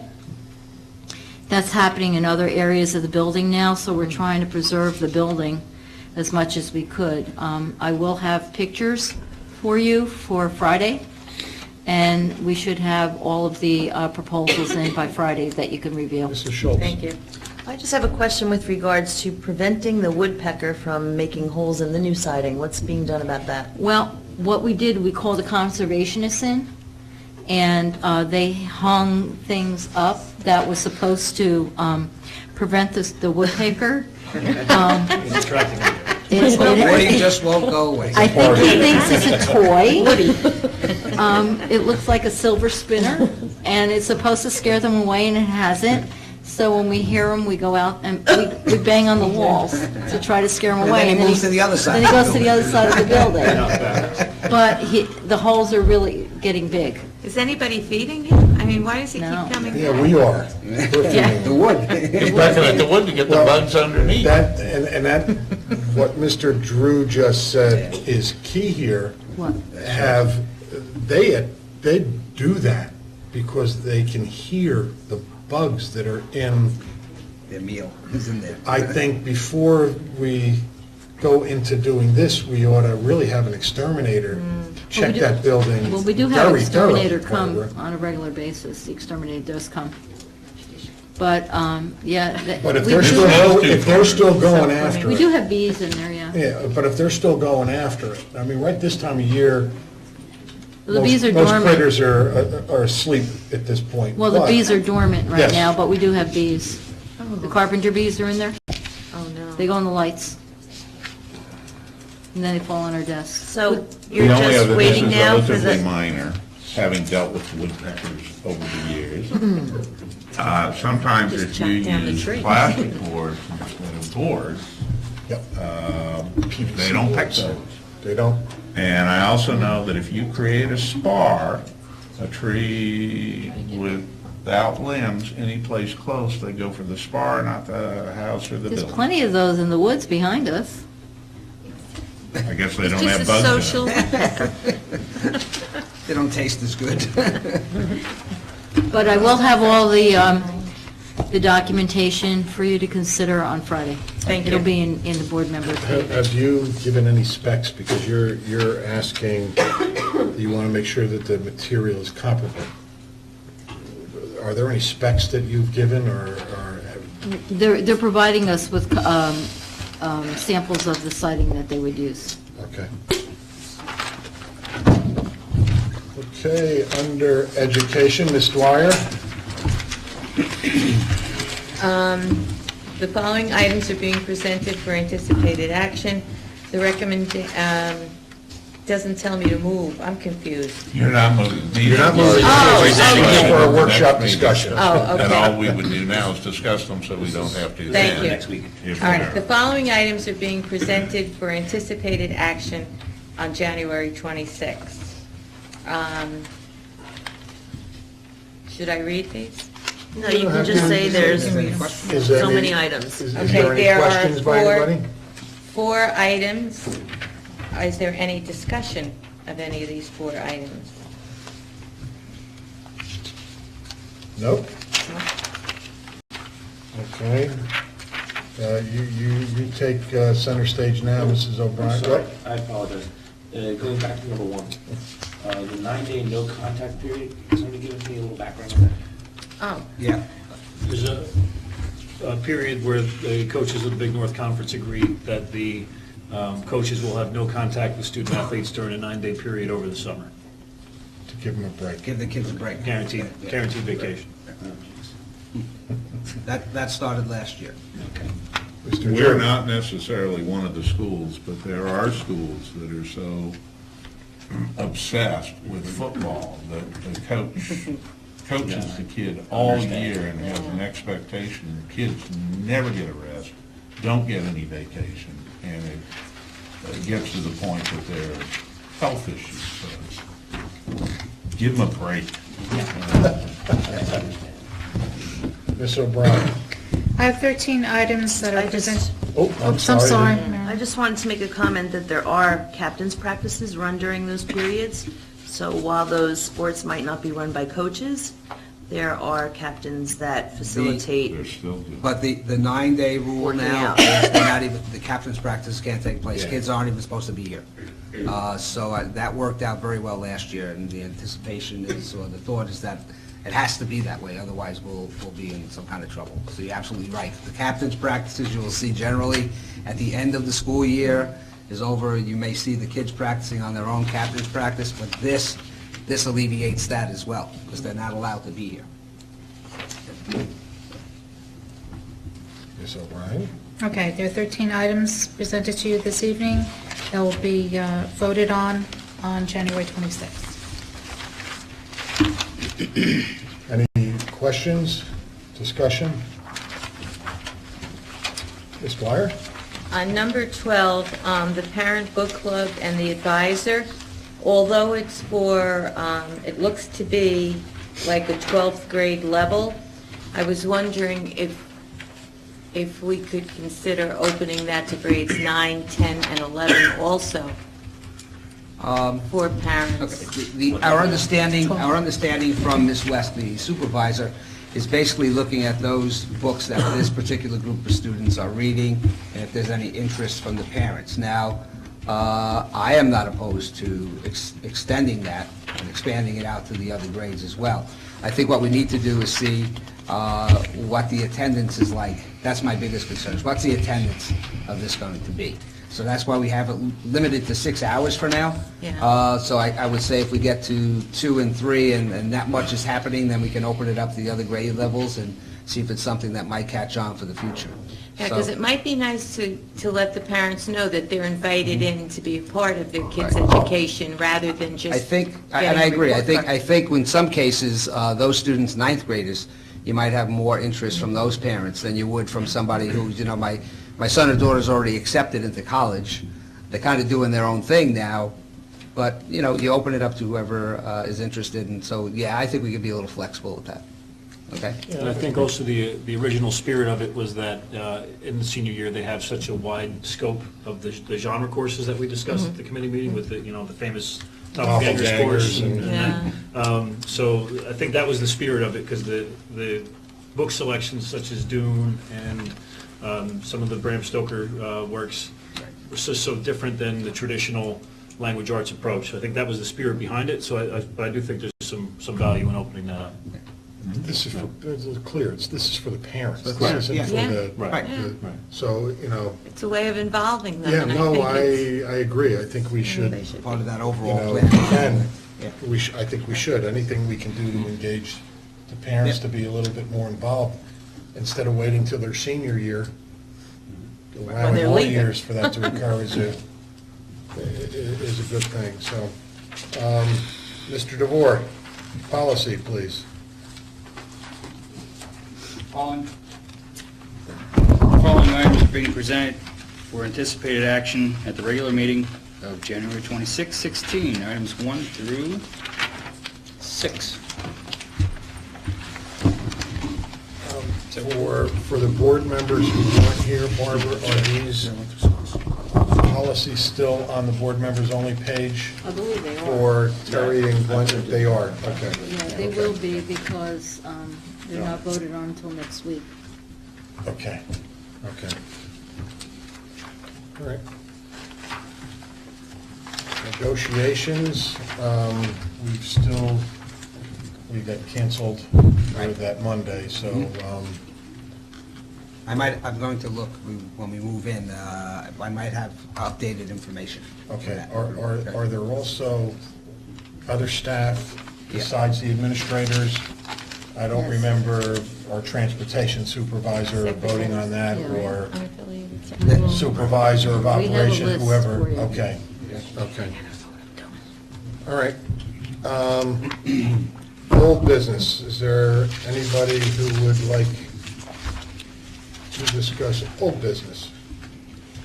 Seeing none, like to close old Second. business. Okay.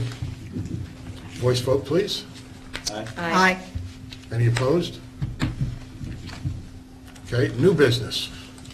Need a motion for new business. I move to discuss new business. Okay. Mr. Drew, seconds. Mr. Drew, you got your hand up first? I've got two items I'd like to discuss. Item number one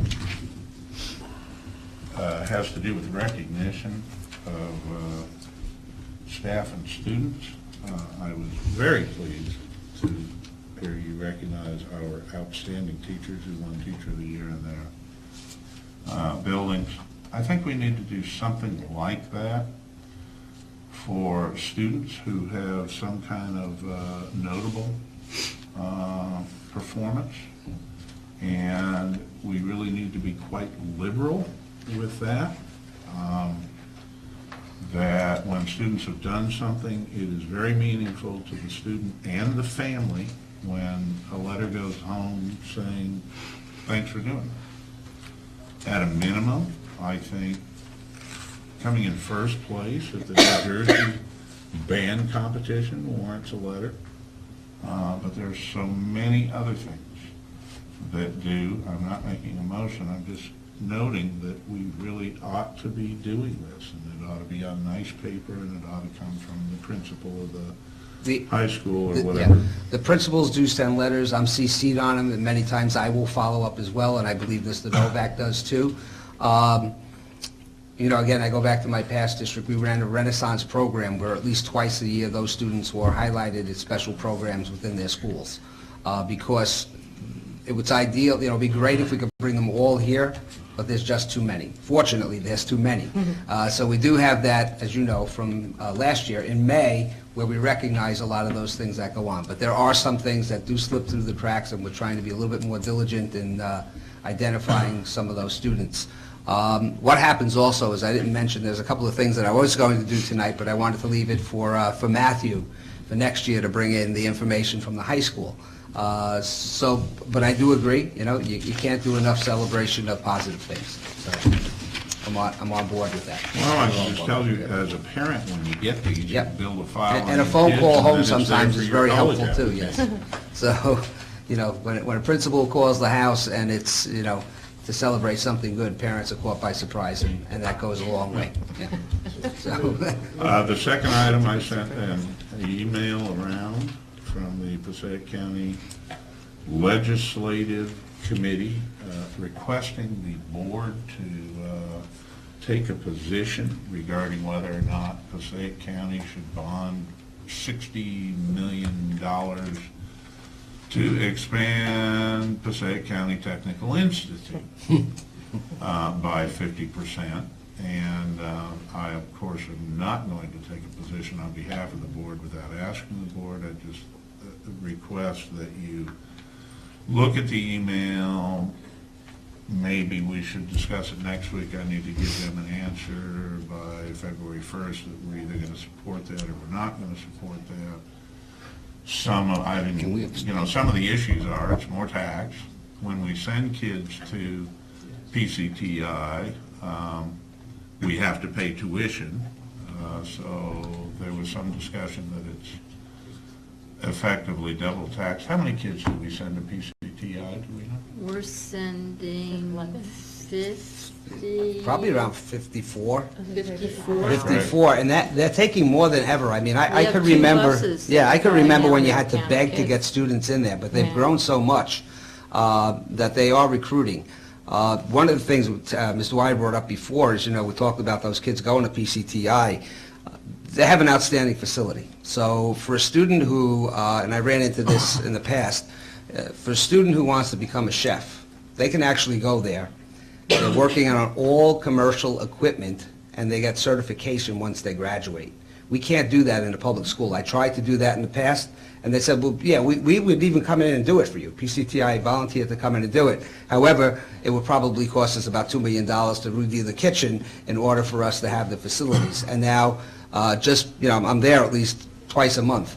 And what I see is that they just put in a whole new building for auto mechanics and body work, which is just a phenomenal facility. And I was also pointed in the direction of a hill opposite that building where they told me that they're going to be busting into that hill, that mountain, and that's where the new STEM school is going to go. I think what they're trying to do is compete or be on equal level with the tech schools in Bergen County, where they Bergen take Academy. the cream of the crop of, everybody from the schools, and who's pre-med. The first thing that they did when they opened was every student built their own laptop computer, and it's a tough thing to battle that. It really is. There is a lot of money there. We all know that. The facility is probably better than some community colleges in the state, and maybe even some regular college campuses. I mean, when you get out of a car, and I'm going to a meeting, and I know I have to go back in that conference area where I just spoke about the auto building being, and they have security guards waiting to drive you to Yes. that building, that says something. It's like, parking car here, somebody ushers you to a parking space, you get out of your car, and they're waiting for you with a little van, and they drive 4 or 5 people at a time up. So it's difficult, and, I could understand the frustration. I think we all sort of hate the idea of either spending more money or taking kids out of our district, but on the other hand, schools like this, there's so many good schools, but Bronx School of Science in particular is a public school that is just one of the most outstanding schools in the entire United States. The individual schools in those districts would say, oh, you're taking kids away from us, but at the end of the day, they're getting absolutely a first-class, world-class education. It's worth it to everybody in the United States. It's effective education, even though it's expensive. what I can tell from, so they're asking us to take a position against it, but to be perfectly honest, I personally, and you might be surprised to hear this, that I think when we spend money and we get better education for it, it's money well spent. And so even if they're not our kids in West Milford, there are kids in New Jersey, and some of these kids are going on to bigger and better things that they couldn't get purely by going through our system. So I'm supportive of this kind of thing. Have Steve, when you were at this meeting, and they said $60 million bond, did they give a breakdown as to what each community? Of course not. Okay, that, before, I mean, you should maybe send an email to the guy and ask him for a breakdown before any board can get behind it. I mean, me personally, I'd like to know some numbers. Carolyn. Mr. Schultz? I know in the past, it's been our goal to try to increase our student enrollment because our student enrollment has gone down by enticing families that move in here with the CD that was made for realtors about the West Milford Community Schools, increasing our AP classes, and just trying to offer the best education that we can, which we do a good job of doing, but there's always room for improvement. And that's the problem where the efforts that we make to try to keep the students here and the enrollment here, especially, you know, at the high school level, it's hard to compete with Passaic County. It is. It is a problem. And the comprehensive high school as we know it no longer exists Right. because a lot of the programs that train teachers to teach those types of courses in high schools no longer exist. And those teachers who work at Passaic County Technical Institute have a certificate, but not a teaching certificate. They're professionals in their field. They're allowed to teach there. It's a whole different set of rules. So it's just, it's set up differently. I'm not going to say it's a bad program. It's an excellent program, but it does take away from us. And with us not being able to combat it by running any of those programs in your own comprehensive high school, it's almost a losing battle. So it's frustrating. Just one quick thing, is it a board, is it as a whole? to Well, the back this? board will have to make a decision, so I guess it ought to be, Up to a you know, I vote, should right? submit it to you to put it on the I have your email, and I brought a copy of it with me. What we'll do is we'll put it on the agenda Okay. so that you'll be able to review it, and then you can vote on it. I'll try to get a cost for West Milford. You sent the email to everybody, though, correct? Right. Okay, that was the last one I didn't open yet, then. I mean, I Is see. this something that Trifari, who is the president of the Passaic County, New Jersey School Boards Association, wants to show support?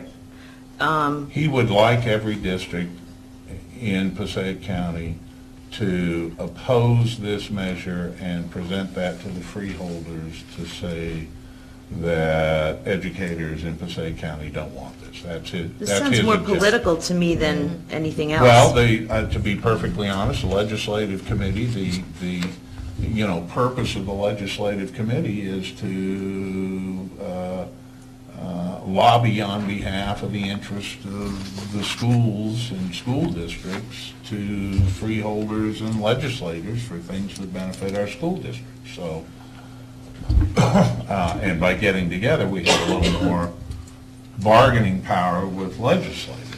They're interested in what the school districts think. So I'm asking you, and if we don't want to do that, we say we don't want to do that. Mr. Drew, what would be the amount of students that they would be able to increase enrollment at PCTI? with I don't know the 16? number, I just have the 50% number, so it's whatever it is, they're going to have 50% more. I don't know how many more we So could we can- They're expect. saying Okay. 1,200 according to the 1,200 students, yeah. 1,200 more students.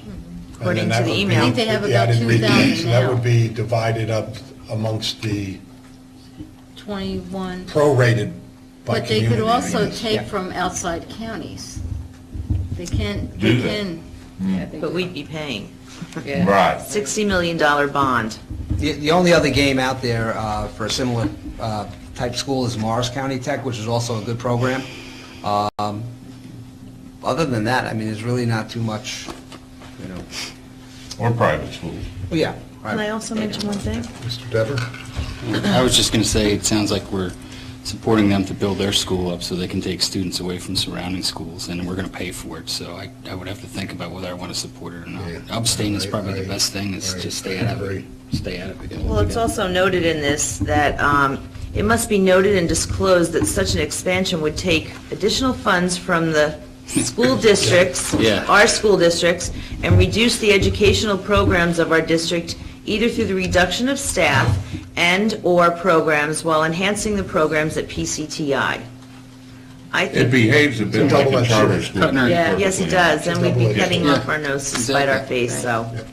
I would not be in support of that. Mrs. O'Brien. I'm the keeper of the clock, obviously. It is now 9:33. Okay. Could we extend it for another 10 Well, minutes? Yeah, we'll give another 10 minutes. Another 10 minutes? Do I have a voice vote on that? Roll call or? You need a second. I need, Second. I would like the second to extend our meeting until 9:40. Okay, second? I seconded. Okay, for another, for, About 10 minutes. okay. I have a motion. I understand from Barbara that our training for, I presume it, board members as well as, This for discussion? We need to first extend it, oh, I'm sorry. I thought That's we- okay. I thought we already voted. No, we We didn't. didn't vote. We just got to do My a bad. voice vote on the Okay, motion sorry. to extend. So we're, every, Aye. All in Aye. favor? All in Aye, favor? yep. Yes. Any opposed? No. Okay. Okay. sorry Mr. about Huber. It's okay. that. I understand from Barbara that our training that's allowable for board members, and I presume teachers and others, are association-based, like the School Board Association, presumably Teachers Association. I'd like to make a motion that we expand that to other reputable organizations, like Bar Association, for example. This is a course on special education law done by the National Business Institute. It lists for school administrators, teachers, board members, all kinds of people that it's designed for. And this is a reputable company that does courses for lawyers and various other professions.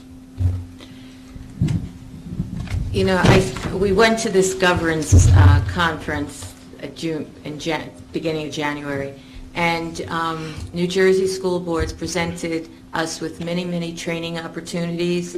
I really don't think we need to go outside. I know NJEA will work with school boards, NEA will work with school boards. I really don't see the need to go outside of what we already have. And we'll pay full freight. At least with New Jersey school boards, we get our discount. You really need a second in order to discuss it, since Oh. you put a motion on the floor. Yeah, Second. Second. I'm sorry, I thought we had one. Right. I'm thinking of the. The only thing I can kind of think of there is that if you have something that is particularly useful to the district, you can always submit it for discussion, and we can decide whether to reimburse or not, just like we do every other expense. If you've got something useful. All right, well, Is this Bring it something up. that you would like to, Dr. McQuaid to do, a special Well, I was education law, or- thinking that some of our administrators in special education might be benefit by this particular course, but I know there's going to be more that come up because I've seen this particular organization before, and I know the Bar Association does it, and I'm certain there's other organizations that do it. And there's a direct correlation between training and performance. And these organizations sometimes offer things on different topics that might be available otherwise. Hello? Yes. I think with the dues that we paid in New Jersey school boards, there's an abundance of opportunities there, but when it comes to our special education, we have a director of special education that I know and I've seen through travel expenses that she and others in her field do go to those training. And we also have counsel that we depend on. So I don't see the need in any of school board members paying for courses like that. I think the point, Jamie, I think the point that Glenn's trying to make is that it's not for, I certainly don't have the time to do this. I don't know about you, Meryl, and everybody else.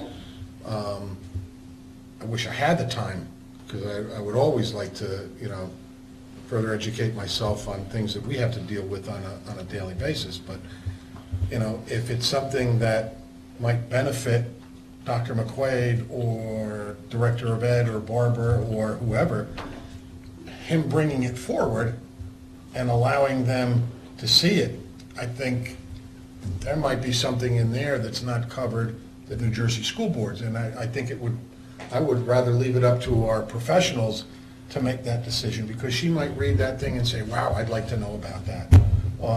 We don't need a resolution for that, though. What's that? We don't need a resolution for that. Absolutely. You can pass, if I'm not talking out of turn, Go ahead. but you can pass anything that you think might be useful for the district, which we can review. I will review it along with Mr. Novak and share it with the supervisors of the departments, the principals, and if it's something that we see is, not offered somewhere else that we think is important, then we can explore the possibility of doing it. I mean, we've certainly gone outside the box multiple times, looking at different organizations if they're offering something that's, unique.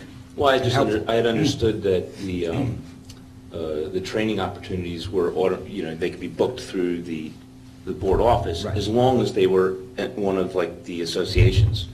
And those didn't need to be dealt with as formally.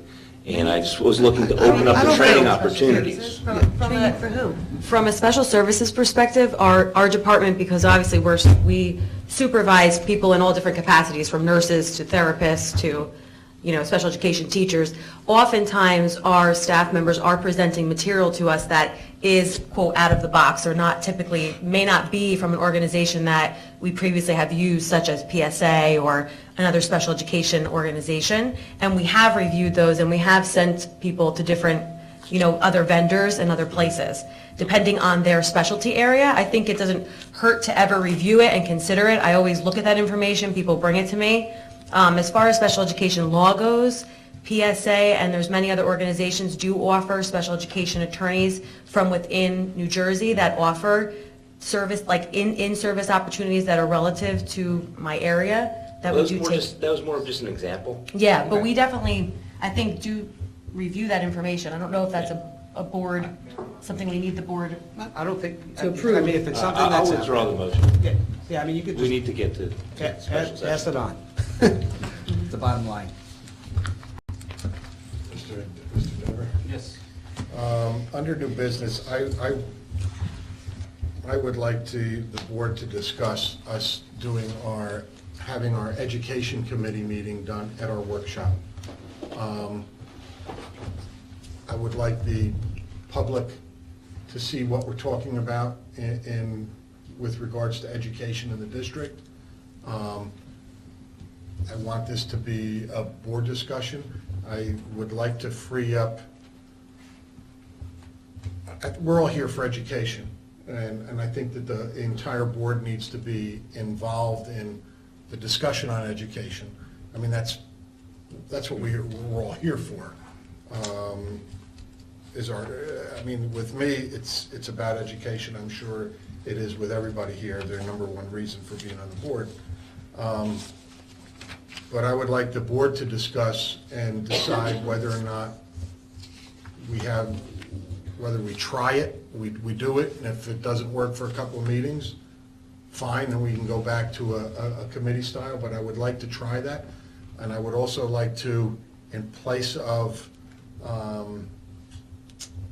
we having a budget and finance and a personnel committee meeting, if we do the education at a workshop, I would then like to add policy committee meetings every month in lieu of that budget and finance at night, because there's a lot of stuff in the policy that we need to review and go over, and it's not something that I think that can be done in a once and twice meeting during the course of the year. We're supposed to, by law, review our student code of conduct, HIB, and there's a myriad of things in reading our policy manual that we need to start doing.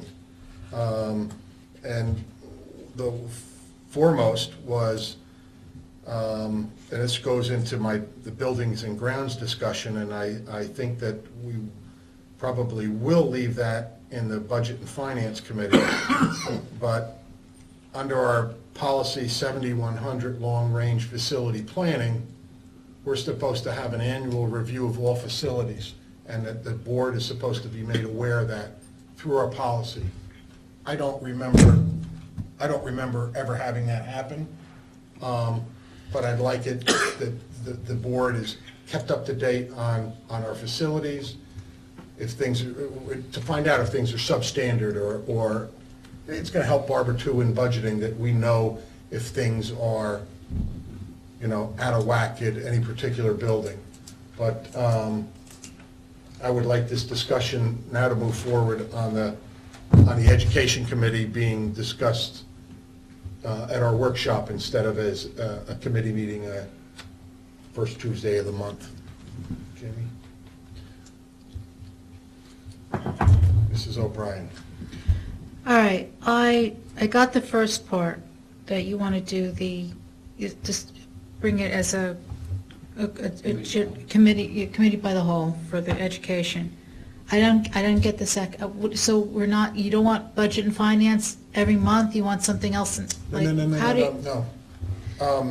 I want, budget and finance is going to be every month. I had talked about, you weren't here at our first meeting. No. I had talked, Debbie, about doing a facilities and grounds committee, and there was Okay. discussion on that. Okay, And we thought we left it at that, slight discussion, we didn't go any further. okay, And I think that will stay in the budget and finance, but we'll have things in policy that were supposed to be being done, just make sure that they're being done. But I want to have a little bit more board focus on our policy. And I think we can get a wellness check on our policy manual at no cost from New Jersey School Board. okay. And, every little bit that we can save that helps us is, in the long run, if we can put it towards education, I would rather see it that way. And New Jersey school boards, they're up to date on all the latest policies and legislative issues, and so I think that we could utilize that. But the education workshop is, I want to really see Education Committee be discussed at workshop. Okay. Okay. My concern with that is those meetings run anywhere from an hour and a half to 2.5 hours. It's already 9:45. If we incorporate the education piece here, be prepared to be here till like 1 o'clock in the morning. It's difficult because what happens is when we do have people come in to discuss anything that they want to do new, there's usually a presentation involved in that as well, which can be anywhere from 15 minutes to 45 minutes. And then after the presentation, you sit down and look the write-up of the curriculum and discuss it. My only concern is I think that time-wise, it's going to be limited, or, again, we're going to go so far the other way that we're going to be here to the wee hours of the morning. Also, it might stifle, you're sitting in a very comfortable environment where teachers come in, administrators come in, and they present to the board on the committee, and they're very comfortable doing that. I think when you put somebody on the spot where they're trying to sell to an entire Board of Education and public and a TV camera, it's going to change the dynamics of what we're trying to do. That's my concern. Mr. Dever? I agree with the idea of trying the committee by whole. It gives a little more transparency to the whole education committee for the public. I understand your concerns with, time-wise, and maybe the dynamics might be changed a little bit because it isn't public, but I'm all for at least attempting to try it and see how it works out, just as you brought up. Let's attempt it and see how this works out in public. I wouldn't be opposed to that. Possible middle ground solution. I think Mr. Rashika's points are very well made. What if you were to do something where you opened up a meeting to the public quarterly? And that you could still have the private meetings take care of, business with teachers, so that they don't feel like they feel more open. And, but you could still, update the public periodically more frequently than we do now. Hello? Go ahead, Marilyn, I wasn't looking, I'm sorry, go ahead. Marilyn, we're going to get you a whistle.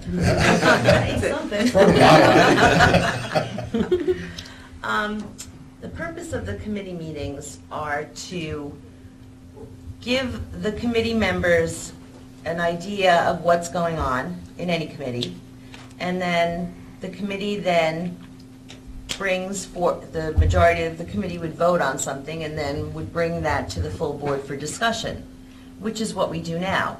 And there are presentations that do take place. Building principals come in and talk about things that they're doing, successful things that they're doing to try to promote character education, they're brought in as well. You might not see every minute detail sitting as a board member or even as the public, but the information is usually put into this agenda the following week. In addition, you have already asked, or the board has asked, the Director of Education to give a report. So that's another option of filling in the board of what's been going on. I just feel, as Mr. Ashika mentioned, those education committee meetings run about 2 hours, 2.5 hours, and the purpose of putting them during the day was because our Super Tuesdays ran till, after 11 o'clock with all our committee meetings back to back on that night. During the day, committee members also have an opportunity to meet with some of the faculty and staff that may want to present something, and some staff members have already come up to me and said that they might not be very comfortable presenting in front of the entire board. They didn't say they wouldn't do it, but it just, made them feel a little uncomfortable. But the fact is, we're supposed to try to facilitate these board meetings, and I think we're just going to be sitting here. I think we would have to add another meeting during the month.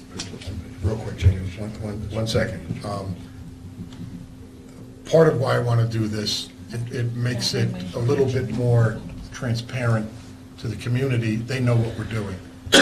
And I understand the time issues. The meeting we had last week ran an hour and a half, and there were 15 things that we talked about that weren't on the agenda, and it extended that.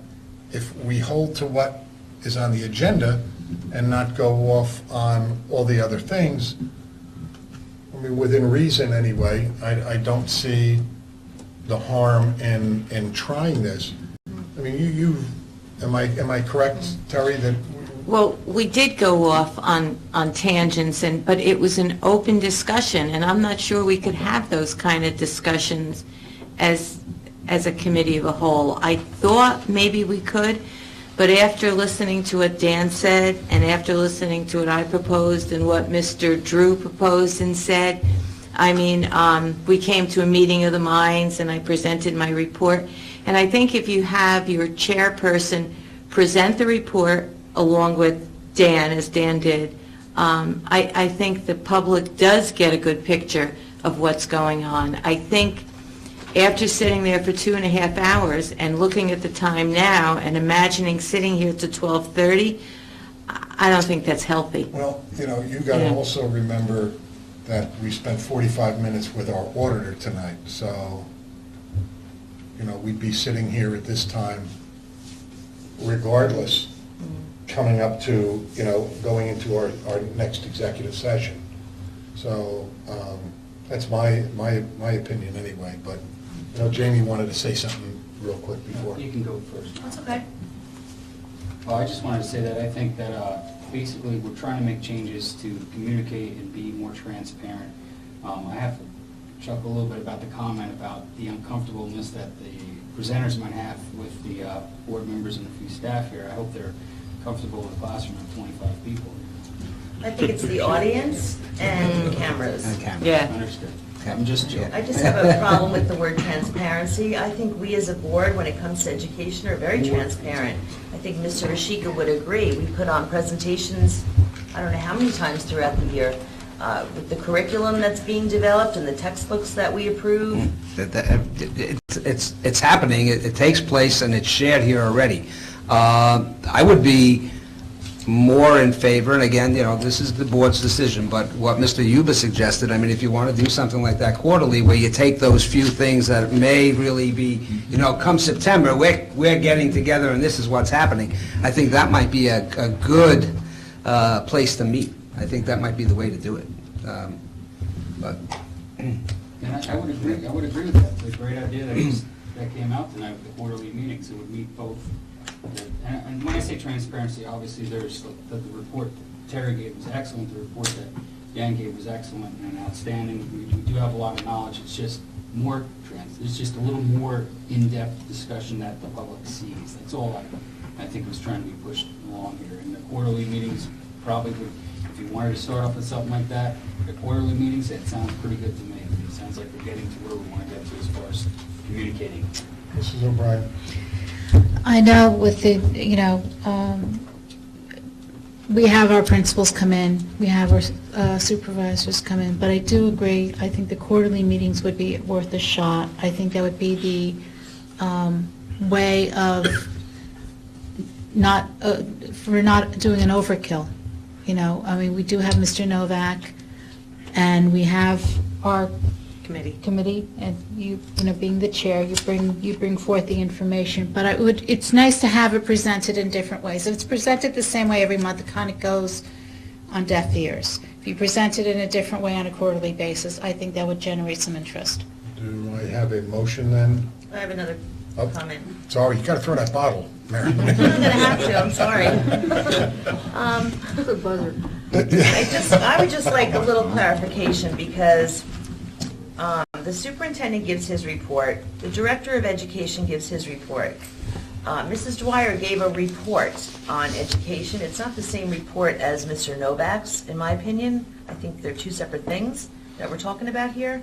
And I think it's nice to have that additional information. And if we're going to do that, then where we do committees and reports, liaisons in the back, that's the place that fits to do that report. And are we going to be doing that with budget and finance and personnel as well? I had sent an email out asking them to give a small report to the board to better inform them of what's on the agenda, if there was anything, that we have, to explain it a little bit.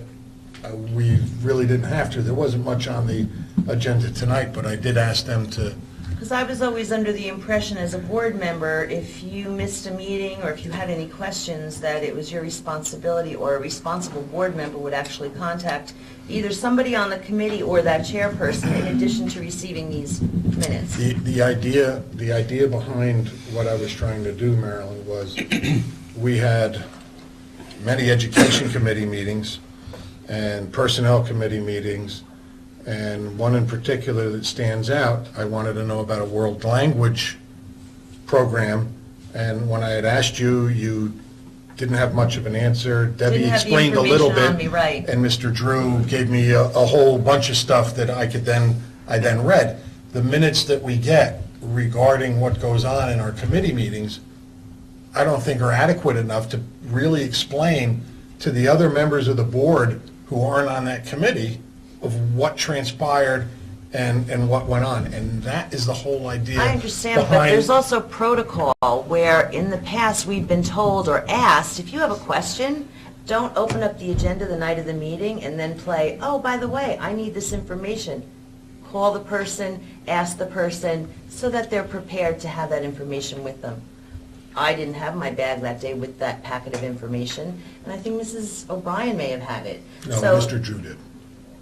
Well, whatever, I'm just saying, if there's a question and it's asked prior, all that information can be brought to the next meeting or a meeting at another time that's set up between two people. Here you go, here's the information. That's just part of the protocol. Mr. Huber. Am I wrong in saying that basically what you're trying to do is you're trying to provide a little bit more communication engagement to parents? And to the board, and to the board. Yeah. Exactly. Mrs. O'Brien. I'll be honest with you, the reason why I didn't do a presentation is, number one, I didn't have much on the agenda, but number two, I think there's, in my opinion, I think with personnel, there's a little bit more confidentiality I have to be concerned about, and I really didn't have a chance to make sure. We need to keep going. Well, right, but I want to make sure that as a chairperson, I understand what is really confidential and not. I mean, it says across the paper confidential. Doesn't mean everything's confidential, doesn't mean everything's not. Can I just give a very general overview? Can I go into more detail? So this is something where I'd like to work with the appropriate people on the board to make sure that, number one, I am presenting it to the community, to, hear and through the television, to my fellow board members, but yet not overstep my bounds in any way, shape, or form. Understood. Okay. Do we have a motion? Yeah, No motion was made, So so I would think that what needs to happen, and you should have advised him of this, is he needs to make a motion, it needs to be seconded, and if you want to make it once a month, you need to amend the motion, and that needs to be seconded, and then. I wanted this for discussion purposes. I'm not going to make a motion to do something that I see a majority of the board leaning towards those quarterly reports, and hearing Mr. Rashika say that that might be a good thing as well. I think that maybe the education committee should discuss it and then come back to the board with their proposal. Yes, maybe? Yeah. That sounds like a good idea. Do that as well? Yeah. Unless somebody wants, no motions then? No motions, okay. Can I have a motion, and if there's nothing else to discuss, can I have a motion to close new business? So moved. Second? Thank you, Jamie. Petitions and, voice vote. Yes. All in favor? Aye. Any opposed? Okay. Petitions and requests. Petitioners who have requested to speak prior to the meeting will be first with 5 minutes for each petitioner for a period of 30 minutes, and then time permitting, other petitions and requests limited to 5 minutes per petitioner will be allowed until the 30-minute period transpires. All speakers are asked to give their full name, spell their last name, and provide their address. Speakers may not use the names of students during petitions and requests. Is there any, Ms. Green?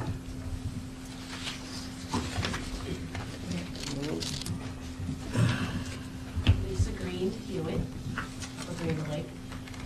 I just wanted to say, as a newly appointed committee member to the CASA committee, I personally want to thank you guys for coming. It was very informative. I think we can all agree on that. It was kind of fun, actually.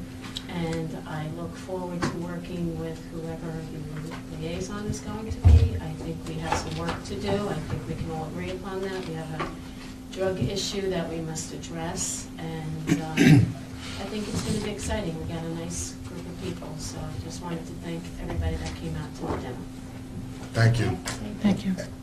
I real quick, I wanted to, I meant to do that in new business.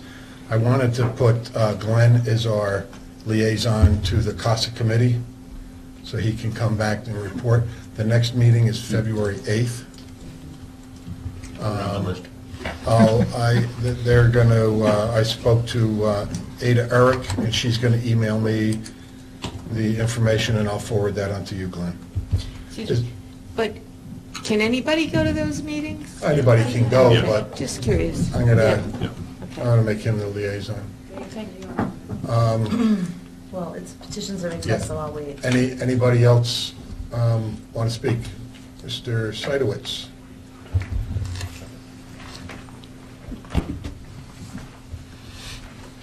Well, Seidowitz, 694 Lakeshore Drive, Hewitt.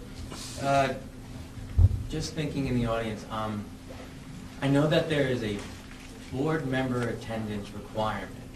I was just curious. That works. There is a board member attendance requirement. I was just curious as to what that was, and if anybody remembers it off the top of their head. I can't remember it.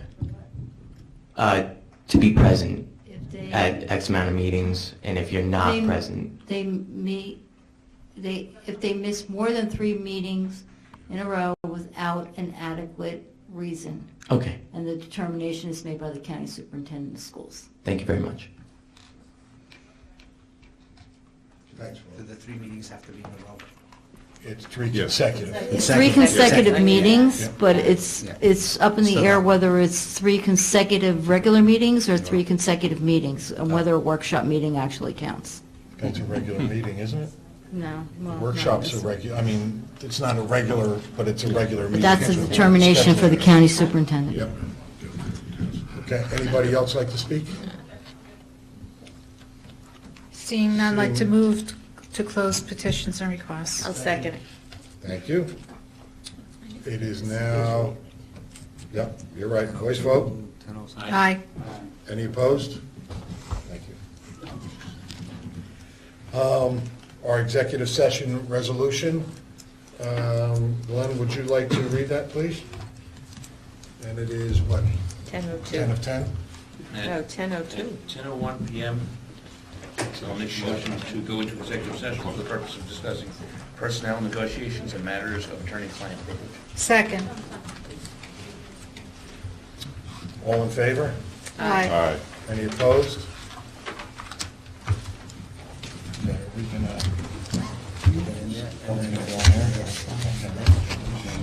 Yeah, I thought it was ratified.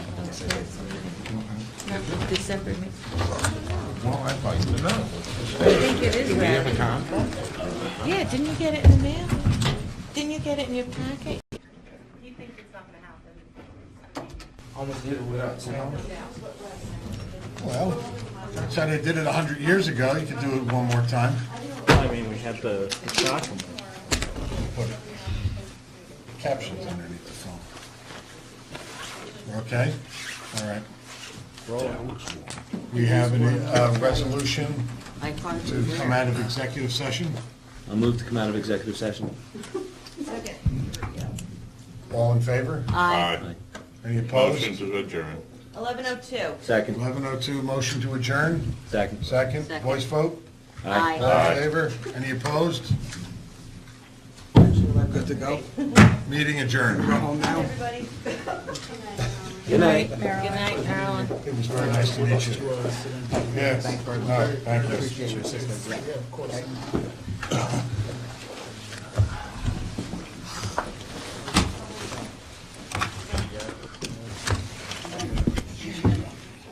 January 26, 2016. The board reserves the right to act on any and all agenda items. Additions and amendments are identified by parentheses on the agenda. Please silence or turn off your cell phones. I would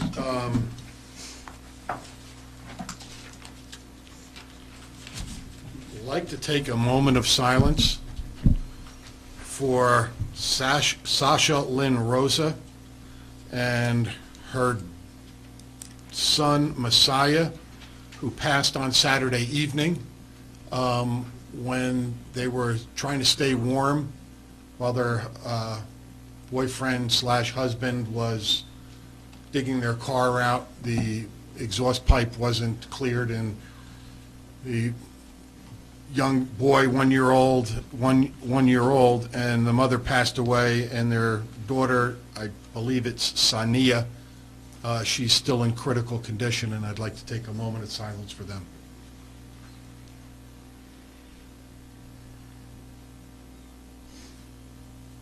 Can we stand for this flag salute, please? I pledge allegiance to the flag of the United States of America and to the republic for which it stands, one nation, under God, indivisible, with liberty and justice for all.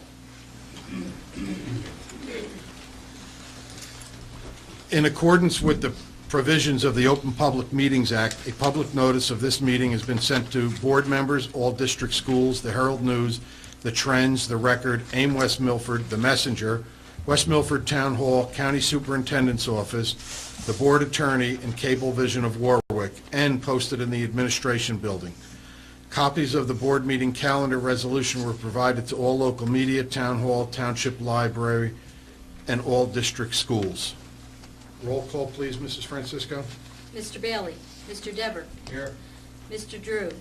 Here. Mrs. Dwyer? Here. Mr. Foodie? Present? Mr. Huber? Here.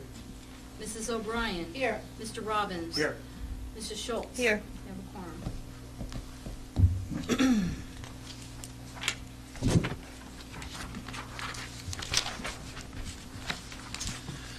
Our executive session resolution